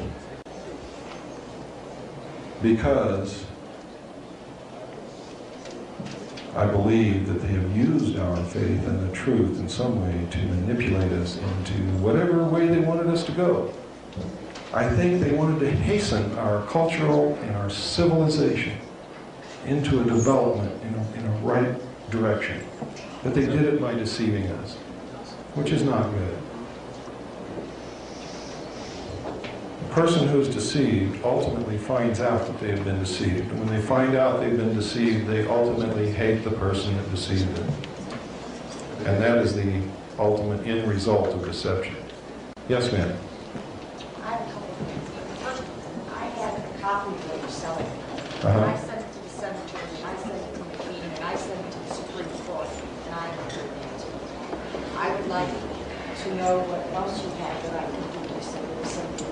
Write a letter in your own handwriting expressing your own fears and concerns, and then follow it with a phone call and demand an answer. I told them that I wanted to. You have to you must continue doing that. As other people begin to do it with you, they are going to be forced to answer. I did the same thing you did. Only I sent 536 copies to every senator, every representative. I got 6 answers. 5 of those answers said that they were sending the information in my letters to my congressman as a congressional courtesy. The 6th letter was from my congressman saying, I don't know what this is all about. I never received anything. Yes, ma'am. And when I go to tell people about what you wrote, I mean, I want everyone here to know. I mean, I almost felt like I had an ulcer. Nobody would believe me. They told I was negative. What are you doing talking about this negative stuff in the planet? You're crazy. There's no aliens. Welcome to the club. Yeah. What are you doing? No one knows about that better than myself and John Lear. We've been called kooks. We've been called mentally deranged. We have been laughed at. Would they make jokes about us on television and on radio? I don't care. No, I don't care either. I'm going to persist until we get results. The reason we're not getting results now is because you and I are the only ones writing. You and I. When he and she and he and her and she and everybody in here starts writing and their friends start writing and calling, then what do you think is going to happen? They're going to answer, but not until. Not until. That's why we need all of you with us. We need you marching right alongside of us. Ma'am, I care more about this country and the Constitution of the United States than I do about my life, because if they succeed in what they have planned for us, I would rather be dead. And also, I was raised that if you know you're right, you stand up and fight no matter what happens. No matter what happens. That's got to be done. John Wayne taught me that. That's pretty far-reaching now, though. Yes, sir. How many races are you aware of? How many what? Different races are you I am only personally aware of 4. That's what's called the EVs. The long-nosed grays, which came here from Mars, which we have the treaty with, the group called the Nordic, and the group called the Orange.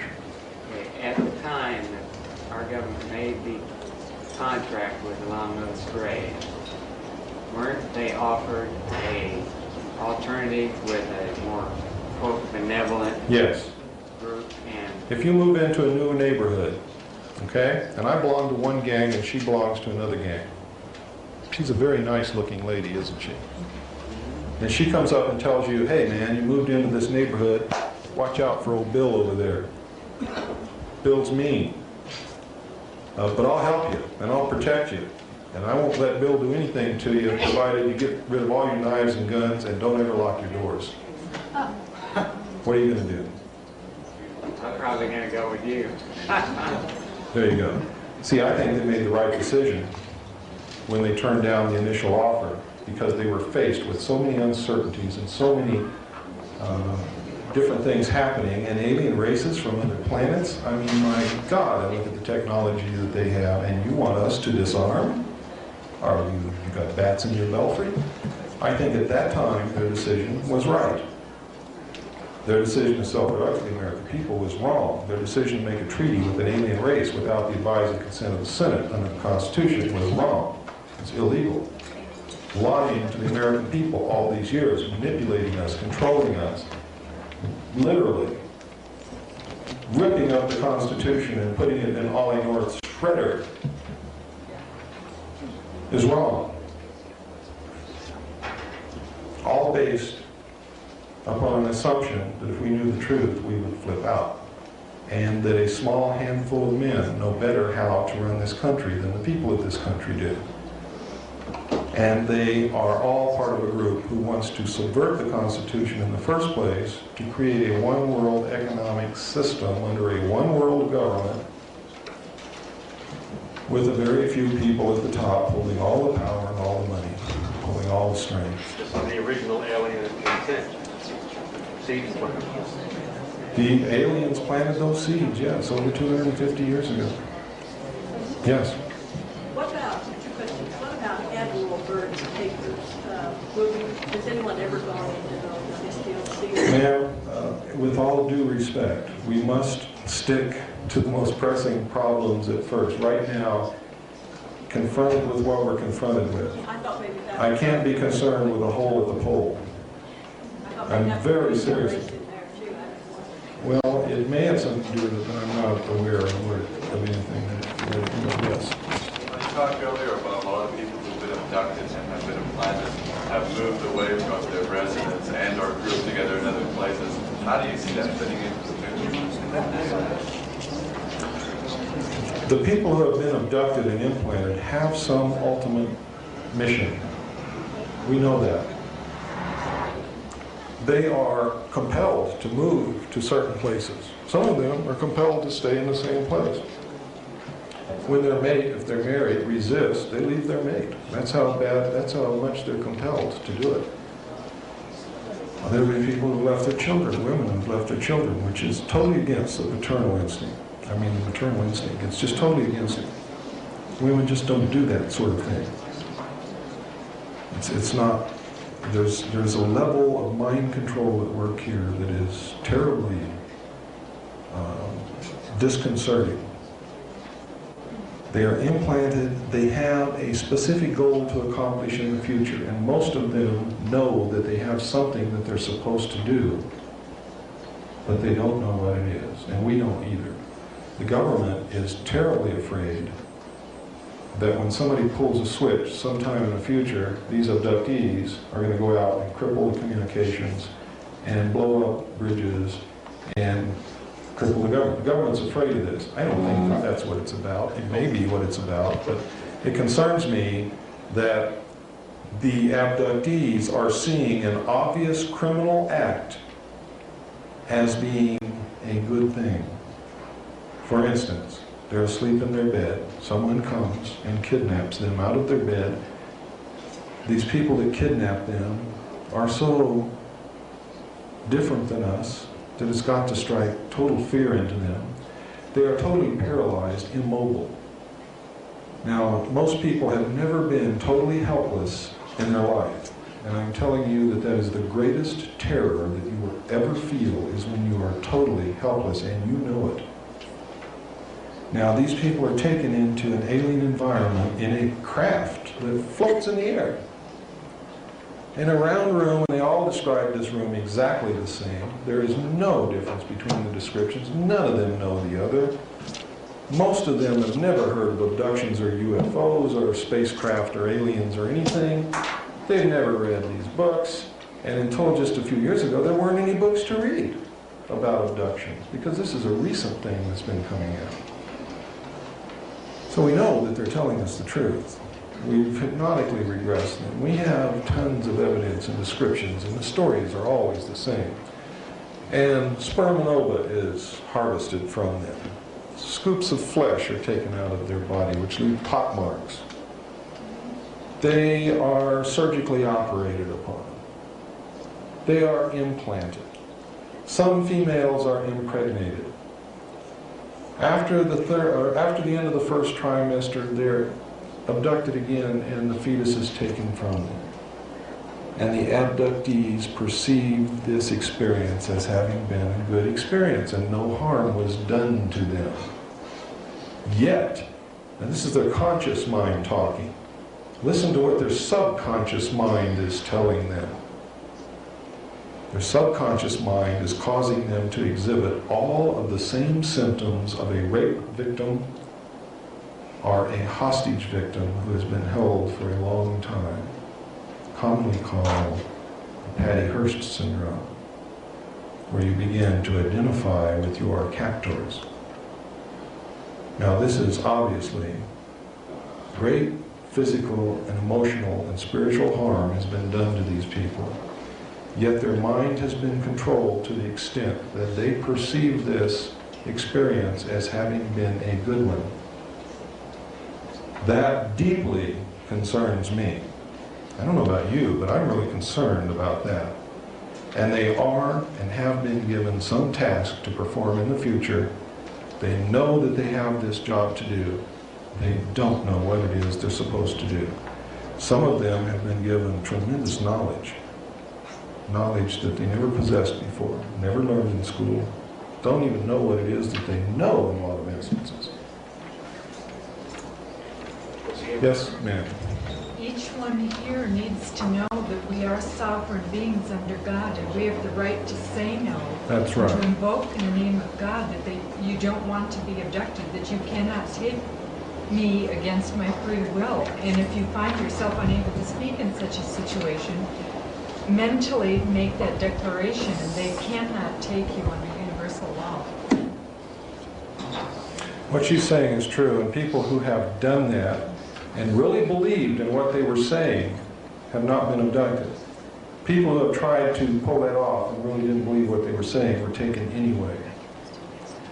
The implantation, is it physical or psychological? It's physical. It has been detected and proven to exist by magnetic resonance imaging. You do need, when you're checking this to find the implants, you do need a medical doctor or a surgeon who is adept at finding small foreign objects in the human body, such as a physician who gained experience in the Vietnam War locating small shrapnel fragments in the human body and removing them. They are the ones who can find these implants the quickest. Have ever been found? Yes, many of them have been found.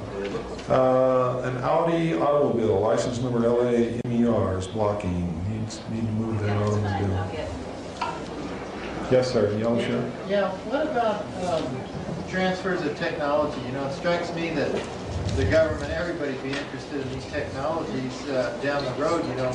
You use a lot of it every day. Okay, a lot of it's already A transferred. lot of it is filtered out from the national laboratories into the defense industrial complex and then out to the public. Are they working on other, you read about power sources for these things, or air engines and water engines, are they working on that to stop the air pollution? They are not working on anything until the oil is gone. The oil companies are owned by, guess who? Yes, sir.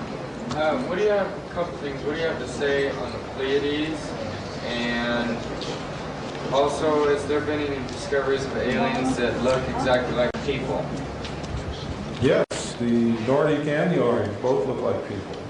I mean, you couldn't tell from one person. No, I wouldn't go that far. They look enough that they could pass if they want to. And the Nordic are described as being very beautiful. Very beautiful people. Blue eyes, blonde hair. Where do they come from? The Nordic, I don't know where they come from. All right. Well, what about the Pleiades? Where do you come from? That is the What's the question. average height? Ladies and gentlemen, he brought up a good point. I want to know about the Pleiades group. I want to tell you right now that the Billy Myers case is a real case. It is not a phony case. It is not a hoax. It is real. It is absolutely real.